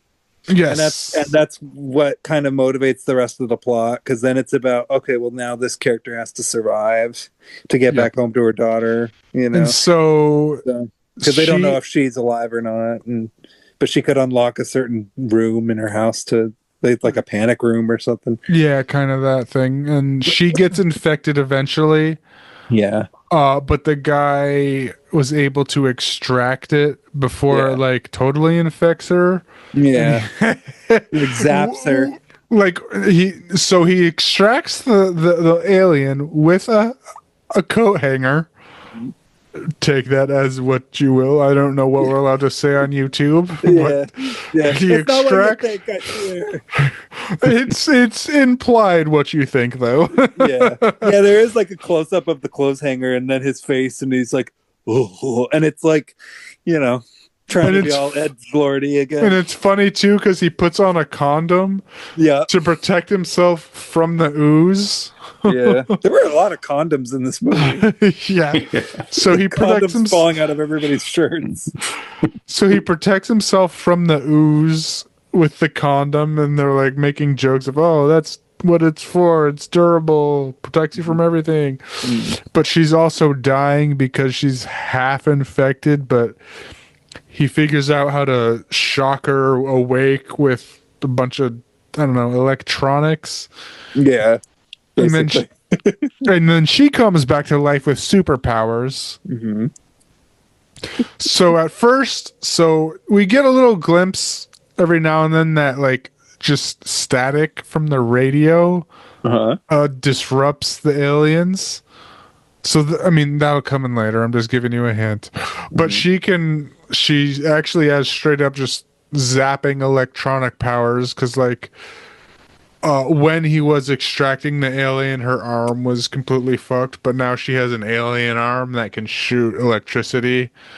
Yeah. So that comes in handy, shooting other aliens and stuff. So there's that group there. So otherwise there's another group that is the boyfriend and girlfriend that are always fighting. They got oozed together by their hands. And they have to, and it's just an argument of whose hand they want to cut off where. Like, oh, I don't want to lose my hand. I don't want to lose my hand. Oh, fuck you, fuck you. They're just arguing the whole time, and it's probably my favorite scene. They just argue on whose hand, and then the girlfriend just straight up stabs him in the eye with a piece of glass. And then he's like, oh, fuck you, and just smashes his face into hers with the piece of glass. That was funny.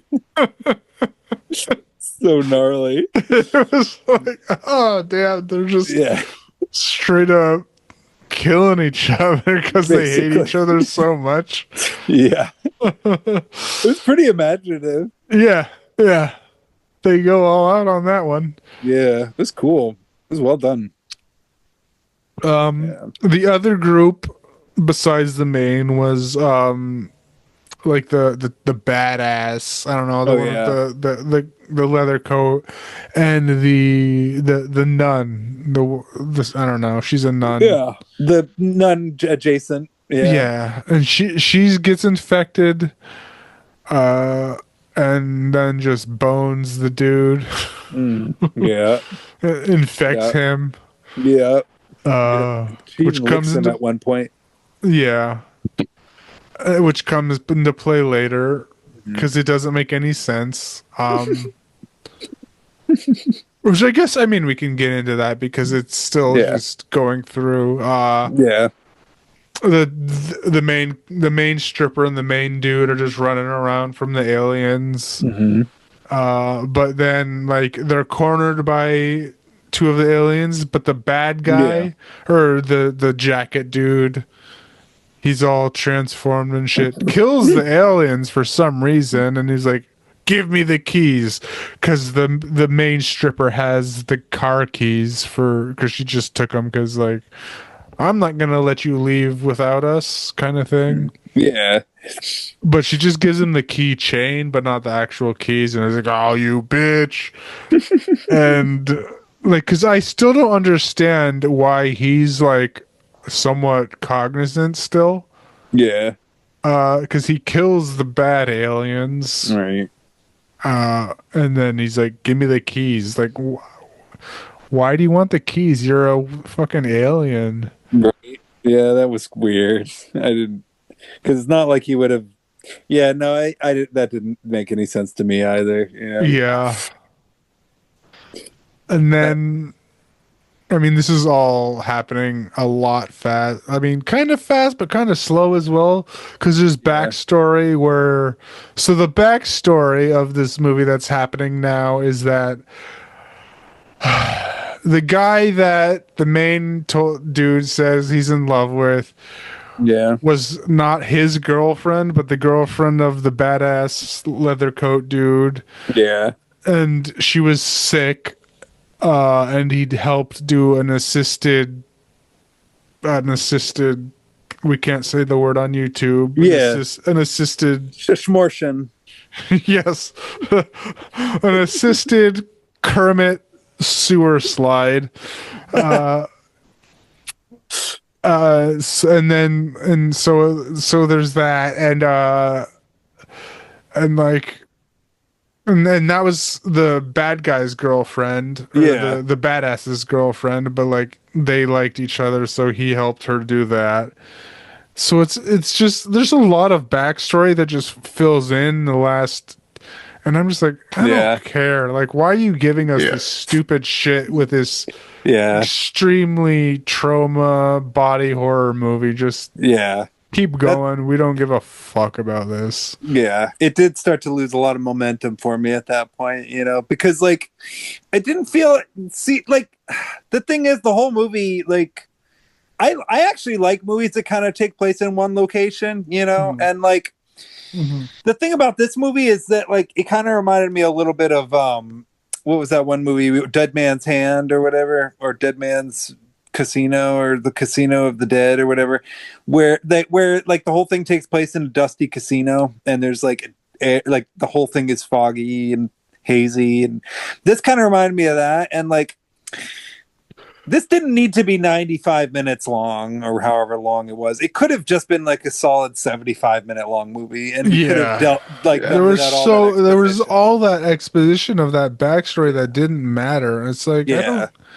like, because there was so much fun in the first part where they were just being silly and all the cool body melt gore shit that was fun.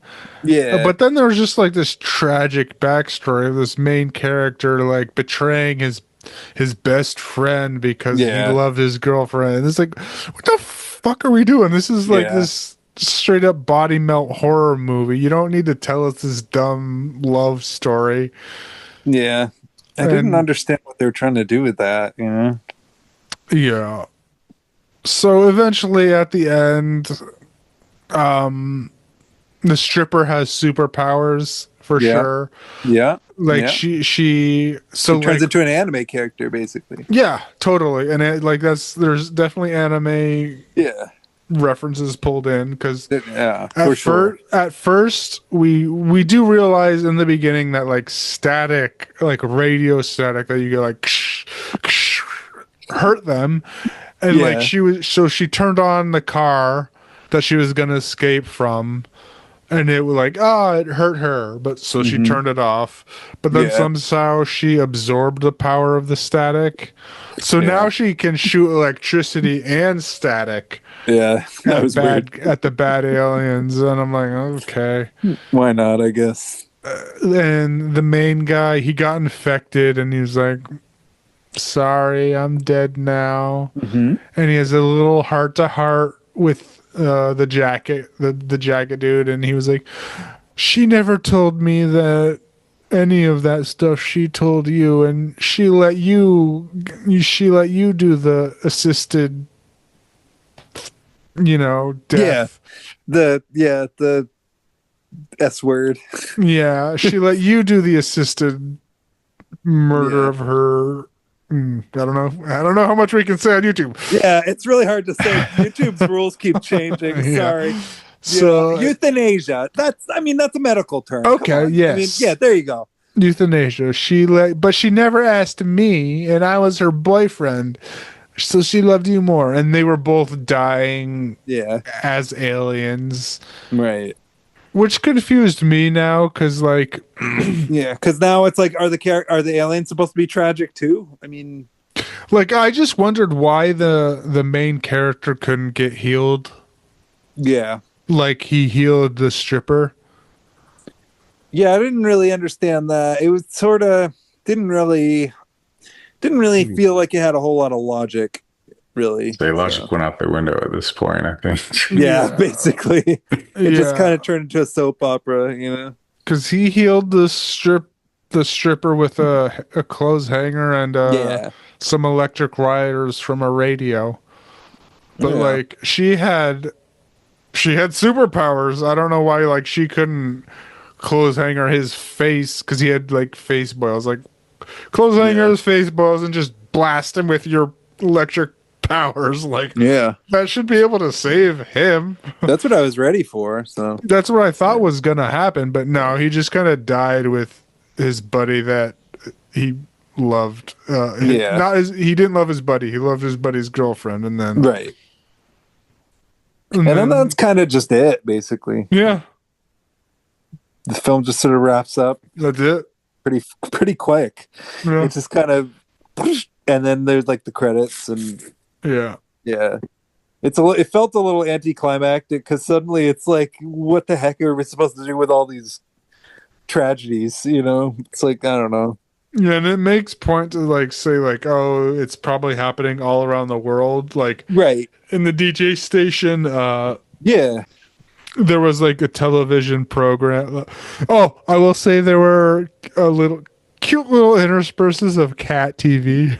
Oh yeah, of just little kittens for 30 seconds. Didn't they call it something like Aryan supremacy or something like that? Yeah, Aryan supremacy, but it's just cats being cute. And that was hilarious. But yeah. We're led to believe that it is happening throughout the world, because there was a news broadcast on the radio station that keeps spurting in that one of the technical workers that was trying to help the bald-headed dickless radio DJ. Yeah. She was watching it, and the news broadcaster was like, "This is catastrophic. It's happening around the world." And then he just turned it off and was like, "No distractions. Fix this shit." And but she was like, "What? Wait a second. This is bad things happening around the world." Yeah. And he was like, "I don't care. Get my shit back on the radio." Yeah, he's upset that his cat show got turned off or whatever.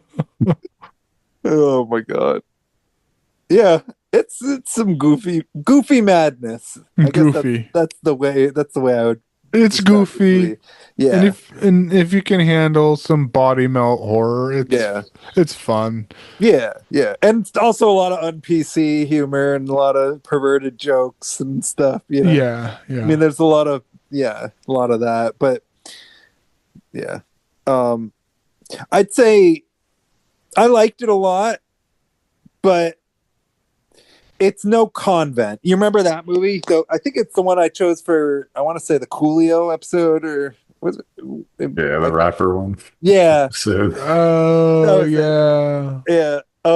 Yeah, I chose the Convent, and this kind of reminded me of that a little bit. The Convent kind of had a similar setting, a dusty, empty house, abandoned group of 20, 30 something year olds who all end up getting slaughtered.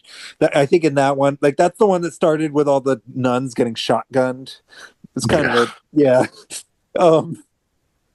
that movie I thought was actually kind of a brilliant horror movie. And so I would say this one, as much as I enjoyed this one, it was not anywhere near the quality of that one, in my opinion.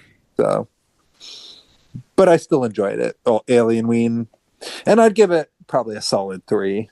Frankly, Yeah. That's what I was leaning towards too. Yeah, 3, because just everything else besides the backstory exposition was good. Like for fun. Yeah. Like you're just seeing a bunch of people getting melted and killed and by just wacky situations. And then I loved the radio, like just the interspecial radio DJ shit. That shit was fucking hilarious. Yeah. He was just getting roasted hard on. Oh, and there was that one, like, I mean, side tangent. There was that one scene, like, because there honestly was like a couple of really cool shots. Like they did have some cool shots in this, and there was that one scene of just like a bunch of snaps getting taken of just pictures. Oh yeah. Of just pictures of them getting attacked by aliens. Yeah, that got social media. They got uploaded to Facebook, and then there were these like just two people at a party, just like looking at their phone, looking at each other, and there's like, I like that. You're just like, there was a bunch of just random funny little clips and scenes and shots that were just like hilarious. Yeah. But the dumbass backstory you didn't need. You could have cut 20 minutes off and it would have been a solid like body horror, body melt film that would have been way serviceable. Way better. So I would give it 3 stars as well. It would have probably been way better, of course, if the strippers showed their boobs too. Yeah. What about you, Zach? So I gave it a 1.5. Okay. I like the corniness. I like the effects. Yeah. But like I've said before in here, I don't like shot on video stuff. Yeah. And this felt very shot on video. Okay. Yeah. And I don't know, the cinematography made me nauseous. It's just like I can see that, because I was actually going to even say, if you have epilepsy, maybe skip this one. Yeah. It's nothing but like neon lights, fog, and Visqueen all over the walls. Yeah. Like I couldn't tell what the setting was or what room they were in half the time. Yeah, that was one of my biggest problems too, is like, what the fuck kind of house are they in? They were just running into rooms that they could lock themselves in, they could lock the monsters in, and they could escape through some other random room. And was there an elevator at the end or something? I think there were multiple elevators. That's what I was guessing. I'm like, where are we? I don't the actual setting made no sense. Like the stage or the set made no sense. Yeah, actually, the lighting in this movie, I like the underlit feel. It also kind of reminded me a little bit of there was another weird one we did. It was the one we did a long time ago. Blood Gnome. It's like weird S&M movie, like that looked like it was shot on a flashlight and just looked really weird and sketchy. Yeah. There's a new movie that just came out that kind of looks like it's going to be like this, Jimmy and Stiggs, the new Joe Bagos movie. Oh yeah, Joe Bagos. Okay. It's a lot of neon and a lot of gore, and it's about aliens. Okay. Well, I'd be into it. I mean, I know that. I think didn't we watch one of his movies? Oh yeah, for one of the 420 episodes. I think we watched Bliss. That was that one also kind of reminded me of this one a little bit. The neon lights of that one kind of reminded me of that a bit. Yeah, and I know that you mentioned that Joe Bagos hasn't quite clicked with you, right? So far, yeah. Okay. All right. Yeah, Bliss is the only one of his I've seen, but I think I like that one, if I remember. I don't know. I'll have to look at this new one. What do you know what it's titled? It's Jimmy and Stiggs. Jimmy and Stiggs. Oh yeah, that's right. Okay, Jimmy and Stiggs. Okay. Yeah, I'll look it up. Yeah, watch the trailer. It's definitely very similar to this. Nice. Okay. All right. Well, cool. Jimmy and Stiggs. All right. Well, was there anything else you guys wanted to say about Alienween, or should we jump right into the one I chose? I think that was it for that one. Okay. Okay, so I chose 2014 film by Adam Wingard titled The Guest. And the reason I chose this one is because even though Adam Wingard is now kind of too busy to make it, is too busy making like Godzilla movies or Godzilla King Kong movies more specifically to be making horror movies. Would you consider this a horror? Well, I found it scary, but maybe it isn't. I guess that's a good question, actually. That's what I was saying up top. Like I would say it wasn't. I don't consider this a horror. Okay. Thriller. I would just say action straight up. Like there is some like what's this happening kind of horror, but like I would just say straight up like action almost. Okay, cool. But cool. does take place during Halloween, so that counts as this episode. Yeah. All right. Cool. So all right. I can get away with this one then. Yeah. No, like that's what I think our criteria is for our Halloween is that it takes place during Halloween. Okay. It doesn't have to be horror. That's what my assumption was that it actually takes place during Halloween, which this does. Yeah. All right. Cool. And I would just say this is like an action, thriller. Yeah, action thriller. Like I wouldn't say it's horror at all, in my opinion. Yeah. I guess because John Carpenter, I mean, not all the movies that he did were horror films, but when I watch something like Assault on Precinct 13, like I know that that's not technically a horror movie, but it feels like one to me, just because like the scenario is really horrific, and I guess that's kind of why I. One of my biggest ones is Shiva Baby. Oh yeah, there you go. That's not a horror movie in the general sense, but it is a horror movie. It scares me more than most horror movies. Exactly. You should watch Krisha. Oh yeah. If you think Shiva Baby was scary, yeah. Shiva Baby was fucking frightening. Yeah. Yeah, Krisha was like super scary. Like that's scarily real, you know. Yeah, that felt like that's quite a double feature right there.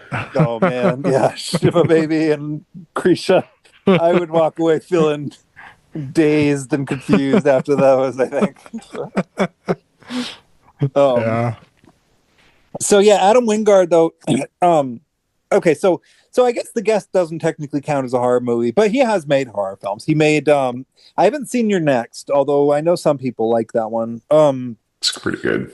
Yeah, I definitely have wanted to take a look at it. I will say before you jump, I did like this movie. Yeah, like okay. I saw it years ago from like a Reddit thread that was like, oh, underrated movies you haven't seen or something like that, and that's how I picked up on it, and I was like, all right, I'll check it out. And I was like, oh shit, this fucking movie's good. So, yeah. Like, spoiler alert for maybe my rating of it, but like I was like, well, this pretty fun fucking movie. yeah it was good. I'll say it too. Yeah, I thought this movie was excellent. And Zach, you said you'd seen it before too, right? Yeah I don't know if you saw my text, but I didn't get a chance to watch it again, but I have seen it. Nice. Okay. And you said you remembered it pretty well? Yeah, for the most part. Cool. Yeah, and I watched it today and I remembered almost every scene beat for beat, and I was like, shit, we were a little late to the record because I napped and then had to watch one of the movies beforehand, and I was like, I could have probably skipped this one because I fucking remember every fucking bit about it, but it's still a good goddamn movie, so spoiler alert for my review, but it's a good movie. Well, I did see Adam Wingard's first horror movie, Homesick, which I know not everybody likes that one. It's like real low budget and cheap, and I think it came out from like Synapse Films way back in the day when they were like releasing a lot of messed up sick shit, and that kind of got lost in the shuffle. I think a lot of people were pissed off at that one because Bill Moseley kind of got advertised as the main actor in it, and he's only in it for one scene. It's a creepy scene, but yeah, I could see how that would piss people off. But I actually really like that movie. It's one of those like ultra sleazy type of horror films, but I enjoyed it. And then I did see his Blair Witch movie, which wasn't crazy about, but I thought the ending was pretty creepy. So what can I say? But The Guest, I would say out of all the films of his I've seen, is my favorite. So so this one is pretty much, it's like about a grieving type of family situation where, what are they called? The Petersons? I guess that's their name. So it's good. You got Spencer, you got Laura, and Spencer is played by that one dude from Alien 3. And I think he was in 7 as well. He's in a lot of like thrillers and dark The dad? horror films. Yeah. I forget what his name is. He's recognizable. I don't. Yeah. I'm not. Yeah. I think I've seen, and I know I've seen the mom in something too. I mean, all the actors are pretty recognizable, but Yeah. Although I will admit I did not, and I feel weird for saying this because I knew Dan Stevens was in this, but I actually didn't recognize Dan Stevens right away, weirdly enough. He was great in this fucking movie. Honestly, he really was. His performance was freaking, what a chameleon. Like, right. It was so crazy. So wild. Like, just insane. Like, so you have like this grieving family situation, mother, father, son, daughter. They're grieving because they've lost their oldest son, Caleb, in, I think they mentioned Afghanistan, right? So he died serving in Afghanistan. Some type of Middle East war conflict. I think I would assume. Yeah, it says Afghanistan. Okay, that makes sense. So they're in pretty rough shape emotionally. And then one morning, this guy David, is what he says his name is, David Collins. He shows up at their door, and he's played by Dan Stevens, but he looks like a cross between Bradley Cooper and Ryan Gosling. Like he looks like just some young military guy who just came out of nowhere. And the first time you see him like kind of from, it's like a behind the head shot, and he's like running down the road with like a backpack. And so super attractive dude. Extremely attractive, like incredible body.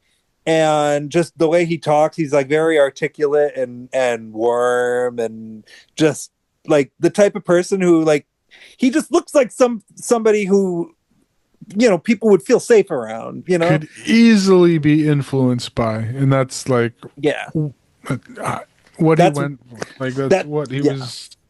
Yeah, that's why I found this movie so horrifying. Because I almost feel like the film almost makes the audience feel it's almost complicit in a weird way. Like it almost feels at times like the movie is on his side a little bit, not entirely. The thing is, he's a bad guy almost from the start because of just the premise of, like, if you can, I mean, it's always like, I don't know, going into movies blind is fun, but like reading, you don't want to necessarily go into any movie blind. Yeah. Reading the synopsis, like even just reading the title of The Guest is like, okay. Yeah. So like, but like even when he comes up to the front door, saying, hey, you still get that feeling like, I trust him, but I don't. Yeah. Like, so it's like he plays it off so well. Yeah. Well, because he doesn't give you any reason to distrust him. He's polite, he's respectful, he's well spoken, he's he comes across as somewhat benign, actually, in a weird way. Like absolutely, but there's some type of presence about him still that you're like, yeah, like you still wonder, like just it's like his acting presence is just like, he absolutely comes off charming and presentable, but like there's still something like behind the eyes that you're like, huh. All right, I'm keeping my eye on you, buddy. Exactly. Yeah. Like, and also like that's kind of why like this Barbarian, and I'm not going to spoil Barbarian because I know you haven't seen it yet, Zach, but I've seen it. You have. Okay, both of you see. Okay, the Skarsgård character when he shows up, like that's kind of why he was unsettling, because it didn't seem like there was any reason for the audience to distrust him. And spoilers for anyone who hasn't seen Barbarian. It turns out there isn't really any reason to distrust him, because it turns out he's not the main threat. But the film kind of comes out. He definitely comes out as like, oh, this guy's he's the bad guy for sure. Yeah. No, he is not. No. Spoiler, he's not. Yeah. That's all we'll say. But so yeah, there is something a little off about the David character. His composure the timing just feels too convenient, honestly. Like it's almost like he's saying the right things to elicit emotions, and also like his whole overall sense of mission is just seems heightened in general. He has like an uneasy calmness, and but he very, very quickly gets involved in the family, more or less, and their whole routine.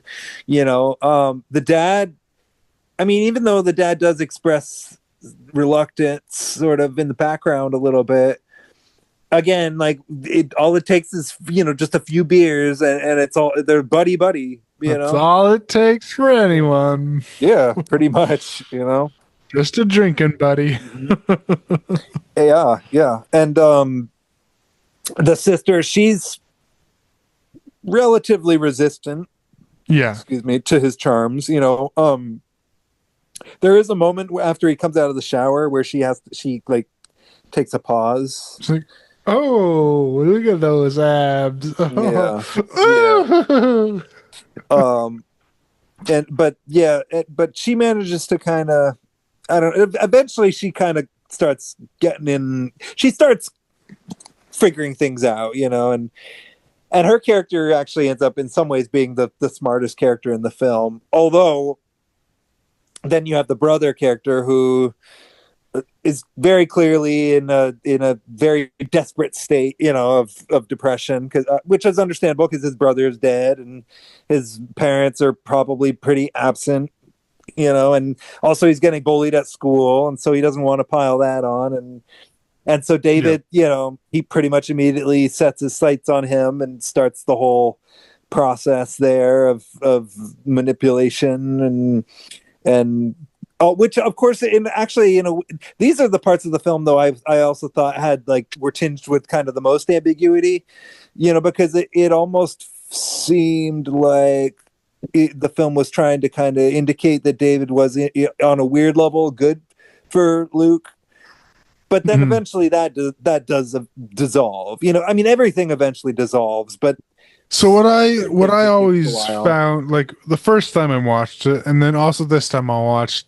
I mean, this time was a little less, but the first time I watched it was like the little brother gets beat up, and then David says is like. Are those your bullies? And they follow him to a bar that's because they're in high school, so they're getting underserved. Yes, and so like he kind of just starts shit with them. He sends the girls blowjob shots.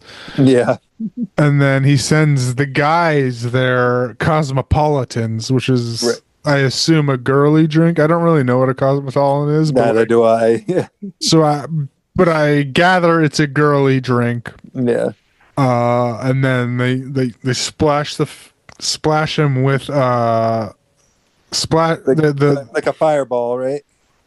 the bullies splash him with the cosmopolitans, and he has a fireball, basically a fireball mix. So it's like he was drinking like basically a fireball mixed with Tabasco sauce, so it's like super hot. So like he like uses it as like a blinding agent, and then just straight up beats the shit out of these fucking high school kids. Yeah. And I'm like, okay, this does happen pretty fast in the movie, and I'm like, oh, the little brother doesn't seem this as a problem for meeting him to that suit. Like that was one of my biggest gripes ish of the movie because it happened so early. I guess my feeling overall is that like the kid is so desperate at that point to probably have some kind of ally that. Yeah, but it's brutal. Like it is a brutal. It's a really fucking cool fight scene. Like he just like grabbing them, smacking them with fucking the bottles, and just hitting the shit out of these high school kids with. He snaps one of their legs, and then he's just handing the bartender hundreds. Like, you saw nothing. Yeah, for the damages. These are the damages, and it would be a shame if the cops came and they know you were serving underage kids. Yeah, he weaponized the law. Yeah. So it's like, I mean, and it just happened a little too early in the film, for my opinion. Yeah. But it was still a dope ass scene. Like that is what is great about this movie is there's awesome action scenes. Yeah. And that was one of them. He's just beating the shit out of fucking high school kids. Yeah, it was like a Chuck Norris fight scene or something. And and let's see, I'm trying to also remember. So Anna, she's the one. I think she worked at the diner, right? Yeah. So she's okay. Yeah. So she's got this boyfriend, but it's like a secret boyfriend because her parents don't actually like him that much. Zeke. Right. I don't remember his name. Yeah. Okay. Somewhere. Yeah. Yeah. Okay. Yeah. So Zeke. So they go to a party, and I think the mom like kind of basically just forces the daughter to invite David to take him. Yeah. And so she takes him, and he hangs out with them, smokes some ganja. There's one point where I have to say too, like I wrote it down because he picks up 2 kegs. Oh yeah. There's one on his shoulder, and kegs are fucking heavy. I don't know like how much you guys know about kegs, but it almost takes 2 people to lift an actual keg. Yeah. Actual one keg. Yeah. Like, unless you're like a goddamn bodybuilder, right. Which he didn't have the body for. He had a good body. He had a muscular, toned body, but he had one on his shoulder, grabbing one. I'm like, dude, you can't do that. Yeah. No, you can't pick. All right. Yeah. I mean, as soon as I saw that, I kind of started realizing maybe I'm not supposed to take this movie too seriously. You know? Yeah. Like at first I thought, okay, that bar fight scene was a little insane, but I'm still going with it. But then when I saw that, I was like, okay, this is like a comic book. And then the neon lights and stuff started happening, and then I was like, okay, this is like John Carpenter style. Yeah, I could see him taking a keg. Yeah, like lifting it with both hands on his shoulder or some shit. Because a strong person could do that, but one on his shoulder, one in his other hand. No. Yeah. No human could. Weird. No human besides like maybe a strong man that are like in competition. The first strong man can do that. So let's see. So okay. So he helps out Anna's friend Kristen for a moment there with like her boyfriend or something. Yeah, her ex. Yeah, her ex-boyfriend. That's it. Because he shows up, and he obviously like she didn't tell him about the party because they are estranged, and then he starts getting all, he like grabs her hand, and then David's like breaks his face over a picture of her doing ballet or something, or skydiving. I don't even I think remember. it's a cheerleader photo. Cheerleading. Okay. Another cheerleader movie. Whoops. But then I think this is also the scene where he talks to that one dude who, I forget what the actor's name, the guy from Avatar, about buying weapons. Right? I think that happened at the party. It does. Yeah. I don't know the guy from Avatar. I haven't watched. I've watched only the first one. Oh, okay. when it came out, the guy in from 3D. Grandma's Boy. Oh yeah, the guy from Grandma's Boy with the black jacket who like acts like he's in the Matrix. Oh, really? Yeah, That's him? Yeah. I did not pick, because he looks so different. That's funny. Yeah. I did not pick that up. Yeah. Yeah. Because he does say, like, yeah, I can get you anything you want. He's like, guns. Yeah. Okay, I get you guns. Yeah. Now, I'm not gonna ask. Obviously, like this movie, you do have to suspend your disbelief for to a certain degree. I'm not gonna try to even begin to figure out how a high school student would have ties to black market guns. That seems. I think but some of them are imply that Zeke is criminal, though. But go on. I think some of them are older than high school. Okay. Because they're like older people hanging out with high schoolers. Because the sister is 20. Okay. I remember that because she's like, I'm 20. Can I have a beer? I'm 21 in a few months. And the dad was like, in a few months? Sure. Okay. So I think that was like a college-ish aged party.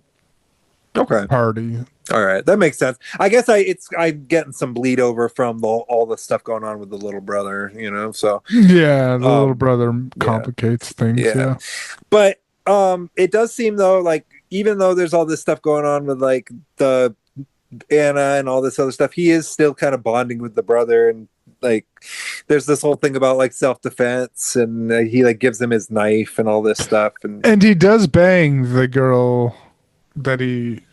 Oh yeah, there's a sex scene. Yeah, there's a sex scene too. There are boobs. Were there boobs, or did they? Or did they? I don't know. I can't remember if there were or not. If they obscured them, I can't remember either. I guess. But he does have intercourse with the girl that he smashed the ex's face into the picture. Yeah. Katrina. Kristen. Yeah. But then okay, so then there's this whole thing with the mixtape. Oh wait, no. Okay. Well, yeah, he does. I mean, he's like driving her home, or she's driving him home, and there's like some song playing. No, he is driving her home. Oh, okay. He's driving her home. He makes the point like, I'll drive you home, and you're like, I can drive myself home, and like, you smoke too much. Yeah. And she was like, you smoke too, and I'm like, I'm bigger. Oh yeah. Well, that is another thing that they show in this movie. They show that like because the dad eventually starts confiding in him more and more about his personal troubles at work and stuff, and the dad gets smashed pretty much all the time. He's just drinking hard. Yeah. But meanwhile, you can see that David is the type of person who he can down 4 beers, smoke some ganja, and still be sober enough to drive. So that sort of hints that there's more to David than just him being a soldier, and him being like big and strong and stuff. So then you slowly start to realize there's more going on, and there is a twist that you do find out, but not right away. But Anna does start to suspect that there's something going on with David, so she makes him a mixtape or a mixed CD, and I think she plans on giving it to him, but then like she overhears him on the phone talking about how like he needs to get a new face. So she takes a picture. No, he has a new face at this point. Okay. But he was like, I have to disappear. I think he's like, I have to go somewhere. He says like, I don't need, it's something about dental records at first. And then he's like, I don't care about the dental records. I need new fingerprints. Oh, okay. So he wants to get a new identity, basically.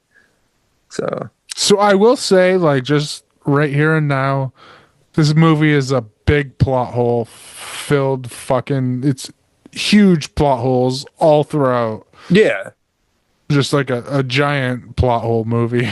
Yeah. Like there's just no sense to it. Yeah, it is the type of movie that you shouldn't try to think too much about. Yeah. But I mean, but essentially the twist, though, the gag, so to speak, is that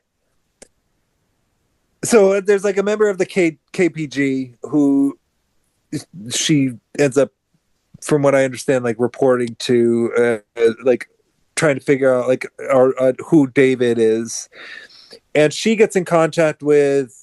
I think it was Lance Reddick, actually. R.I.P. Fuck yeah, Yeah. it was. Yeah. She doesn't contact him directly, but she contacts just the general army, and then that just sets off a red flag, and he's like, oh shit, we gotta go now. Yeah. And like, I love Lance Reddick. Yeah. Like, I got sad when I saw him. I was like, oh my God. I can't believe R.I.P. Yeah. He's like one of the best. Like in The Wire, he's just like so fucking good. And absolutely unforgettable. Yeah. And John Wick, his appearance in John Wick, it's just like, yeah.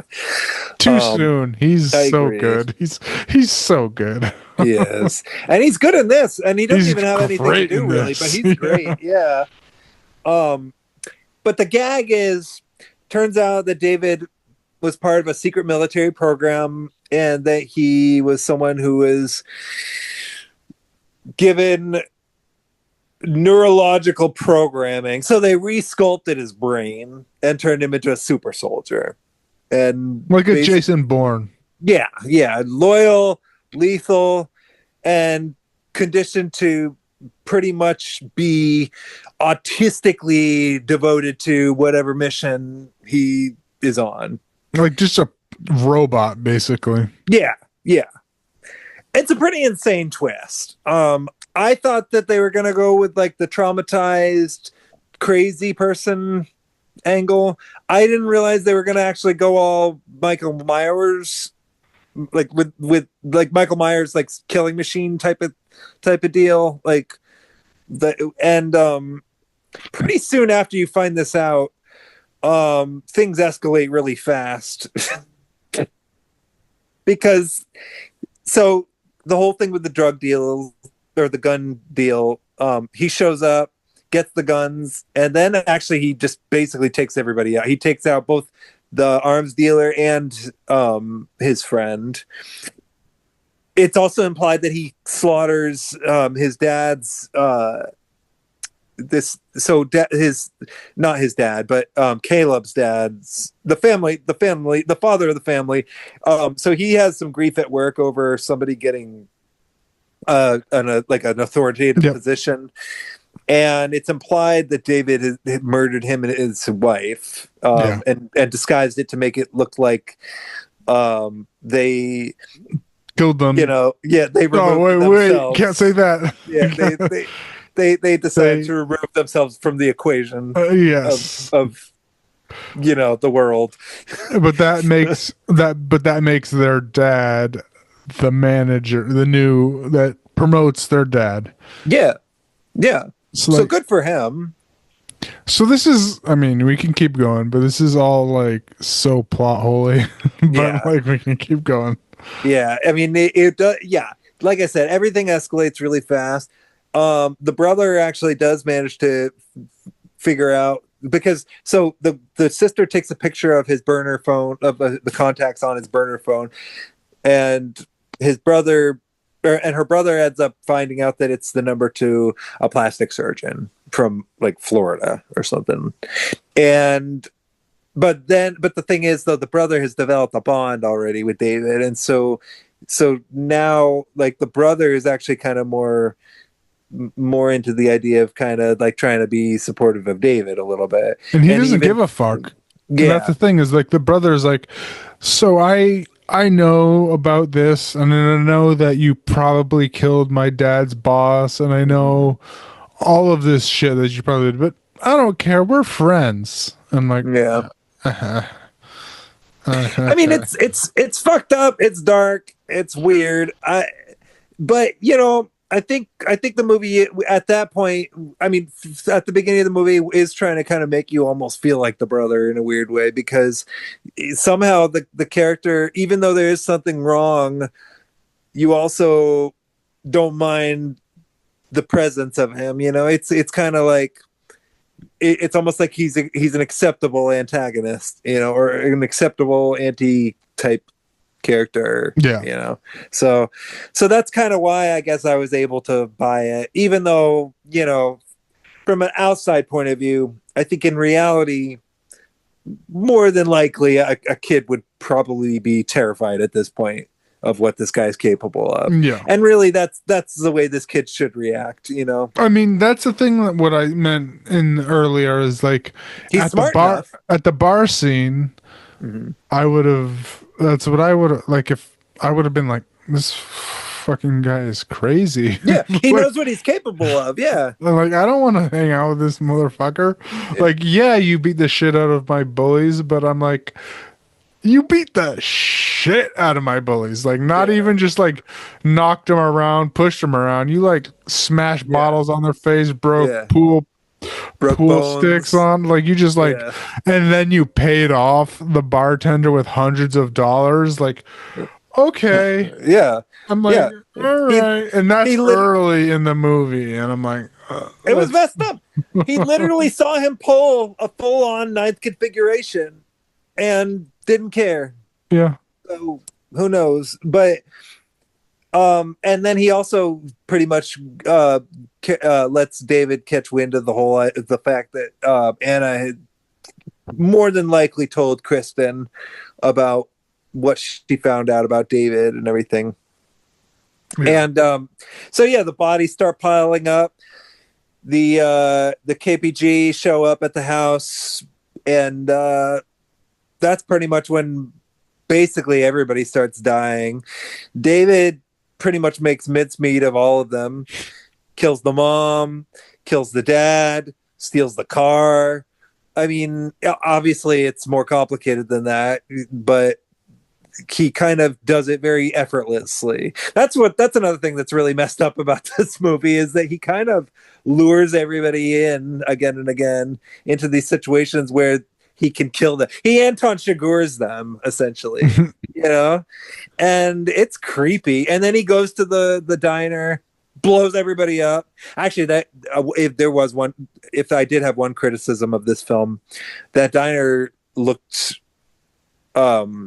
frustratingly empty. It didn't sound empty, but it didn't look. It looked empty. Like it looked.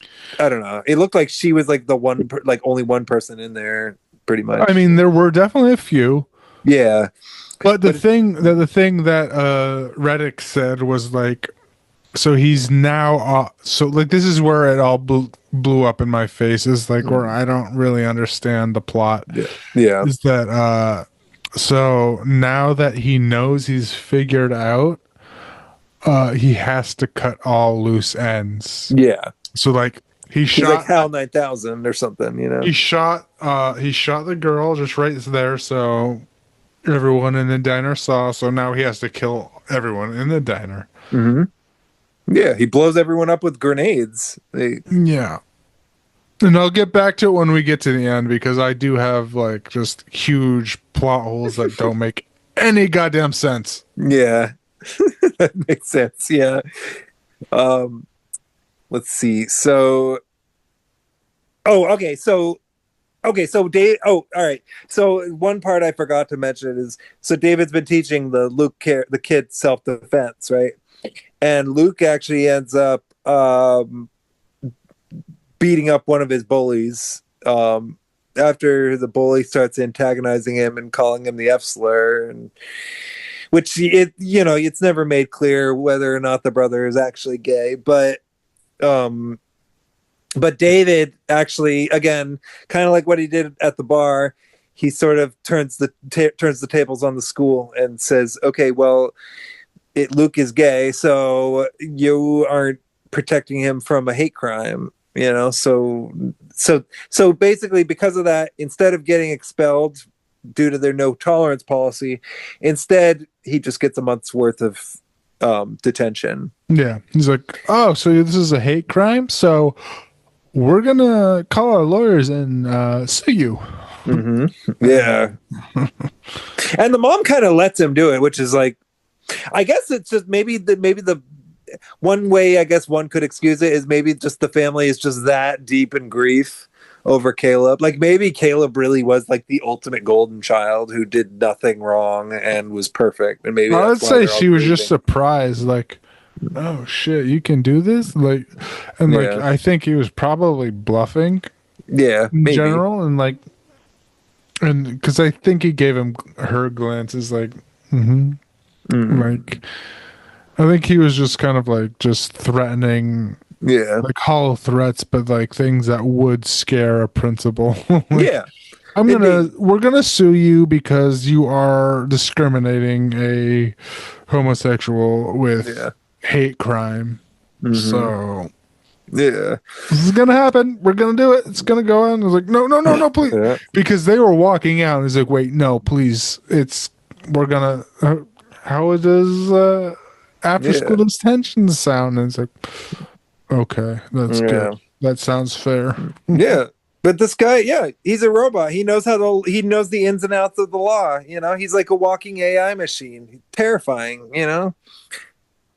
So that brings us to the climax. And so Luke is doing detention, and it's actually pretty cool looking detention, even though the teacher is kind of a prick. But he's letting him dress up for dress up a whole like school auditorium for like what looks like some kind of haunted house type of thing for Halloween. You see, that's where the Halloween theme comes into play. It does take place during Halloween the full time. Yeah, it does. Yeah. And there is some Halloween imagery throughout, like when they go to the party and the bar and stuff. You see like ghosts and goblins. Yeah, they're dressed up, you know. But the real Halloween stuff happens in the climax of the movie, and this is, to me, this is the best kind of Halloween climax because they're walking through a haunted house ride, and David is a threat, and it's scary as hell, and they're getting scared by the attractions. Like in the haunted house, and I just love that atmosphere, and that made the movie for me. Was this whole like the whole sequence where they're skulking around trying to get away from him, and you know he does kill the teacher, but it of course eventually like things sort of eventually turn around, but there's like this whole thing that happens where Luke ends up stabbing him with the butterfly knife. Before that, he kills Lance. He kills Lance Reddick too. That's true. Yeah, he does. He does that, and then the sister hides his Luke. It's like, don't move. And then she does a cool little boot trap. Like she takes the gun because like for whatever reason he places like I think probably for like to do some what's it called, planting, I don't know, like like he places the gun her, and then he goes to him and he notices the gun's gone, but then he notices footprints, so he follows the footprints to an empty set of boots, and he's like, oh, okay, you're a good and then she's behind him and shoots him. And of course shoots him in the fucking shoulder and doesn't kill him. And there's a fog machine the whole time, so he just kind of falls into the fog, escapes, and like, oh, he's not there. Oh shit, what do we do? Oh no. And eventually the place catches fire too, you know, so that doesn't help matters. Yeah, and so he's strangling the sister, what's her name? Anna, yeah. So he's strangling her, and then Luke stabs him. And then he's just kind of like falls back onto a haystack and like, you got me. Good job, kid. Basically, yeah. So Luke, despite his rather morally questionable sort of choices, in the end, he does do the right thing. Yeah. And I don't know. You see, I'm trying to kind of figure out the whole thing with the two of them, because I don't know if David like wanted to sort of like view Luke as almost like the second coming of Caleb or something like that. I don't even know how involved he was in that whole thing. I don't think a big that's mystery. it at I all. have no idea. I don't know. That's another big plot hole. So that's the plot hole of the entire movie. Yeah. Is what Did I he would know them or want to get not? into. Yeah. That's what I want to get into. So can we end it and then I would get into the plot hole? Yeah. We'll end it. So it ends with yes, that happens, and they're in an ambulance, all cuddled up, and we see a fireman limping, and she looks and's like, she looks in like a credits roll. Yeah.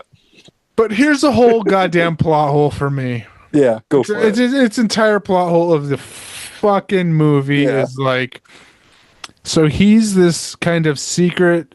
He's like what we've been told. He's this like Jason Bourne secret agent type of like, super like he had his plastic surgery to get his face completely redone. He does not look like the actual person he was. Yeah.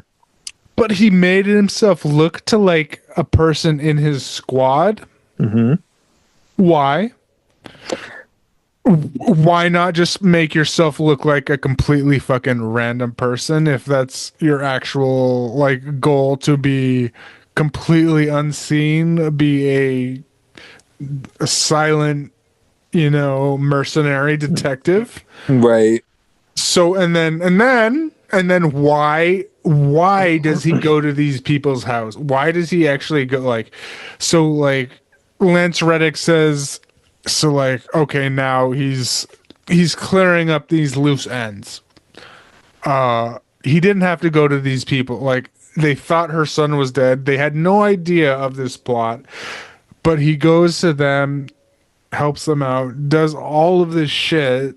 And then like, so he's creating loose ends by tying himself to the son, the daughter, the mom, the father. He's creating these loose ends.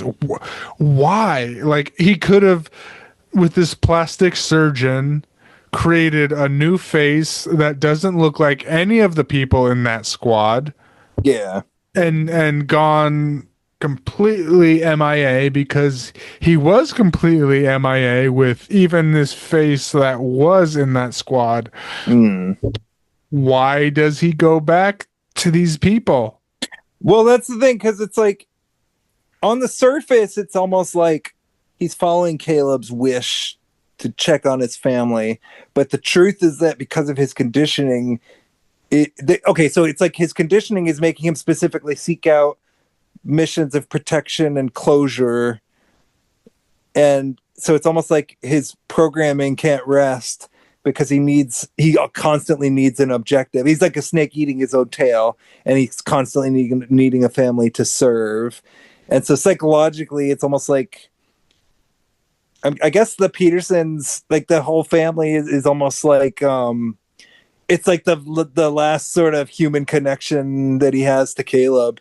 And maybe like that's what he's pursuing is, I mean, I know it's a bit of a far-fetched way to go about it, and I guess that's sort of why it's such a mystery. That's the thing. Like, I mean, yes, I understand what you're saying. It's like, okay, sure, but like if he's Caleb actually was the only person who treated him like a real friend, maybe. Yeah, but if he's also thinking about it in a robotic way, like what Lance Reddick said, is like, he's not a person. Like, we experimented on, we did all these things. Like, if he actually robotically AI thought about it, he would leave them alone, because they would have no idea at all ever what was happening. Yeah. So he would just leave them alone. They would have never been in danger, and that would have been his like. That would have been the Yeah, I mean, he would somebody else would have gotten in danger eventually, just because I guess every time he gets threatened in the movie, his kill protocol is activated. So like, yeah, but no one in he's the only one that survived in that fire thing. So like, he's the only one that knew about that family. Yeah. So like, he could have just left them alone and just been like, yeah, because it was that's literally the safest thing he could have done, is just leave them alone. I'm not gonna fuck with them. They think their son's dead because he is, and then like it's because I mean, it was like it was like an act of loyalty, but it was a programmed act of loyalty. So I guess it wasn't a choice. It wasn't a choice of loyalty that he made, but rather one that was programmed for him, since that was, I guess, part of his conditioning. I don't even think it was I think that was part of his humanity that he came back to do it, because part of his conditioning just started when he got figured out. Yeah, that makes sense. Because like, I think his humanity came in and wanted to say, maybe. But it's a pretty fucked up movie, like, because it really it is still sort of a mystery as to how he like would have even wanted to go about that process in the like, that's already rather complicated, is to like assume the identity of somebody who's already dead, like that in and of itself is a process. Not even just assume the identity of somebody's dead, but assume the identity of someone in his squad, who's like, already why dead. would you do that? You would just like, even like they said, like, oh, he was already in the wind after he assumed the identity of the person in his squad. Like, just assume the identity of somebody absolutely different, and you would be even further in the wind. Yeah, I don't know. It's a really weird movie. I guess I'd have to think about that more. But yeah, I mean, it is the type of film where thinking about it does make it very complicated to try and like. I just think there's just it's just a cool action movie with just one giant plot hole. I would say it's a plot hole that I think could be explained if with some guesswork, but it really, in the end, I do feel like maybe the film could have been a little bit more well thought out, or at least just like the logistics of the backstory, just because like it, you really don't have much to go on with this guy in the end, other than his pretty face and his gorgeous body. Maybe that's what they were trying to go for. It's just objective. It's a cool movie. Weird way. Like, that's what I mean. They didn't think too much about the plot, it seems like. Yeah, I don't think so. I would still give it a solid like 4 stars, honestly. And even though I wouldn't call it a horror film necessarily, I that last 10 minutes in the haunted house did feel like one to me. So I don't know. So anyway, you guys can share your thoughts now if you feel like it.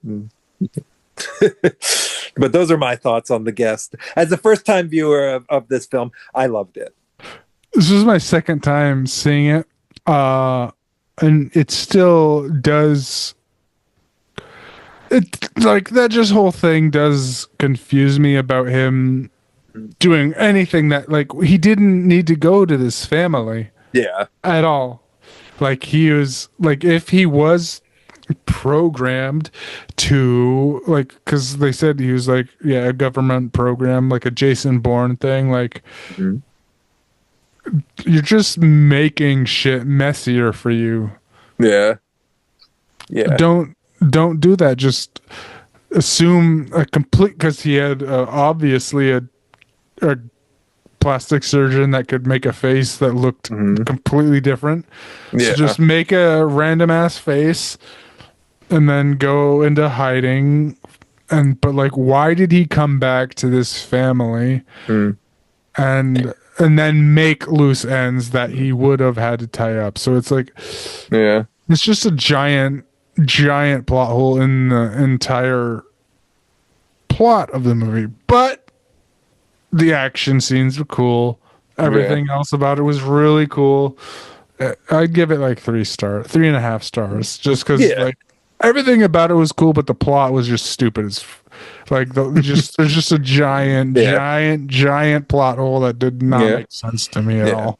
Yeah, I mean, maybe they probably shouldn't have tried to focus so much on the backstory of the character or the because honestly, it probably would have just been scary if it was just a stranger showing up at the family house, like the mysterious guest who affects a family, kind of like in the movie like Teorema or Visitor Q or Hesher or one of those crazy movies, like it could have just been a mystery, I suppose, so anyway. And Zach, I know you haven't seen this one for a while, but do you have any thoughts on it from what you recall? Or Yeah, I enjoyed it. I think I gave it a 4 as well. Cool. When I watched it the first time, I threw that plot hole out the window. Like, it's good enough where yeah. That is fair. It is good enough to throw the plot hole out the window because it is action packed and like cool just to watch. Yeah.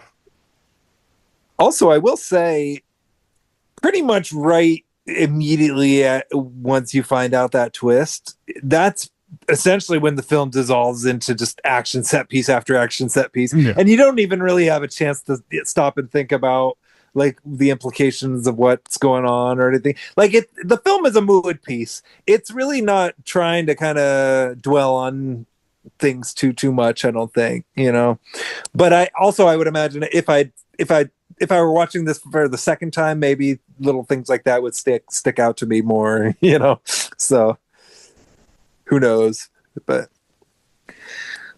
yeah, overall good movie. It is a good movie. Yeah. A good movie, not a perfect movie. So anyway, all right. And I guess that concludes our Halloween episode. And yeah, the guest, we finished with the guest. Is there anything else to add on, or I think we're good, right? Yeah, I'm good. All right. Okay, well, I guess oh yeah, we didn't talk about how we should even go about like doing our upcoming episode. Next episode. Okay.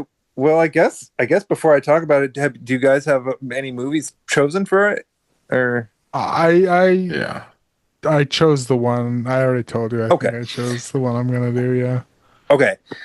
I think I know which one I'm gonna choose as well. So, all right. So I'm gonna just quickly kind of announce that it's our 100th episode that's coming up. Technical. Yeah. We've done more. We've done more, but this is our technical numbered. Yeah. Yeah, we've done like specials, and this would have technically been our 100th, but we're gonna count it as just a special Halloween episode, not numbering it. Yeah. I think that's a good idea. Yeah. So for our 100th episode, we decided to each of us are going to choose a popular movie that we haven't like. I'm going to choose a popular one that I haven't seen. You're going to choose a popular one you haven't seen, and you're going to choose a popular one that you haven't seen. So individually. So yes. So yeah, so the 100th episode we'll be talking about some good movies. Good movies. Or allegedly good movies. None of us know. Well, some of us might know, but it should be good. We'll see. The one I chose I've been told it's good. Yeah. All right. Well, yeah. Who should start? I will go. I am choosing because I've been not shamed personally. I've just been ashamed that I haven't seen it yet. I'm doing. I will be choosing 2001: A Space Odyssey. Mm-hmm. I have not seen it. Always wanted to. Just have not seen it. It's a classic, good movie. Been a while since I've seen it. Yeah, I'm looking forward to watching it again. I've definitely watched it a few times throughout my life, but it's been a while, so cool. All right, should I go next, or do you want to go next? I can go next if you want. Go for it. So I'm gonna pick Spirited Away. Nice. I've actually never seen a Miyazaki. All right. Not one Miyazaki. Not one. Yeah. Oh man. Oh man. Okay. Well, cool. Spirited Away. I definitely. I'm excited to watch that one. So. All right. I'm gonna go with Sleepers, because it's a movie that's been recommended to me for at least a couple decades now. It's got a good cast: Dustin Hoffman, Robert De Niro, and Brad Pitt, I think, is in it. And it's on Tubi. That's another reason why. From 96. Yeah, from 96. Okay, I have seen that. You have? Okay. Yeah. Yeah, I haven't seen it. I know it's some kind of revenge story. I think Kevin Bacon's in it, I want to say. Yeah. All right. What was it? One sec. I'm writing it down. Yeah. So we got a science fiction film, an animated film, and presumably a crime film. What'd you choose? What was it? Sleepers. Sleepers. All right. Yeah. It's a crime film, and it has Robert De Niro and Kevin Bacon. So. Hell yeah. Cool. All right. I was thinking about choosing King of New York because I had Christopher Walken, and it's a Abel Ferrara movie, but then I saw David Caruso. It was in the cast, and I'm like, I don't think I'm ready to watch a David Caruso movie, especially not for a 100th episode special. So that was the one I was almost going to do, but I changed my mind at the last minute. So, all right. Well, I guess that's that. So happy Halloween, everybody, and have a good night. Don't get too scared of horror movies. So. Yeah. Happy Halloween. Have a good one. Mm-mm. See ya.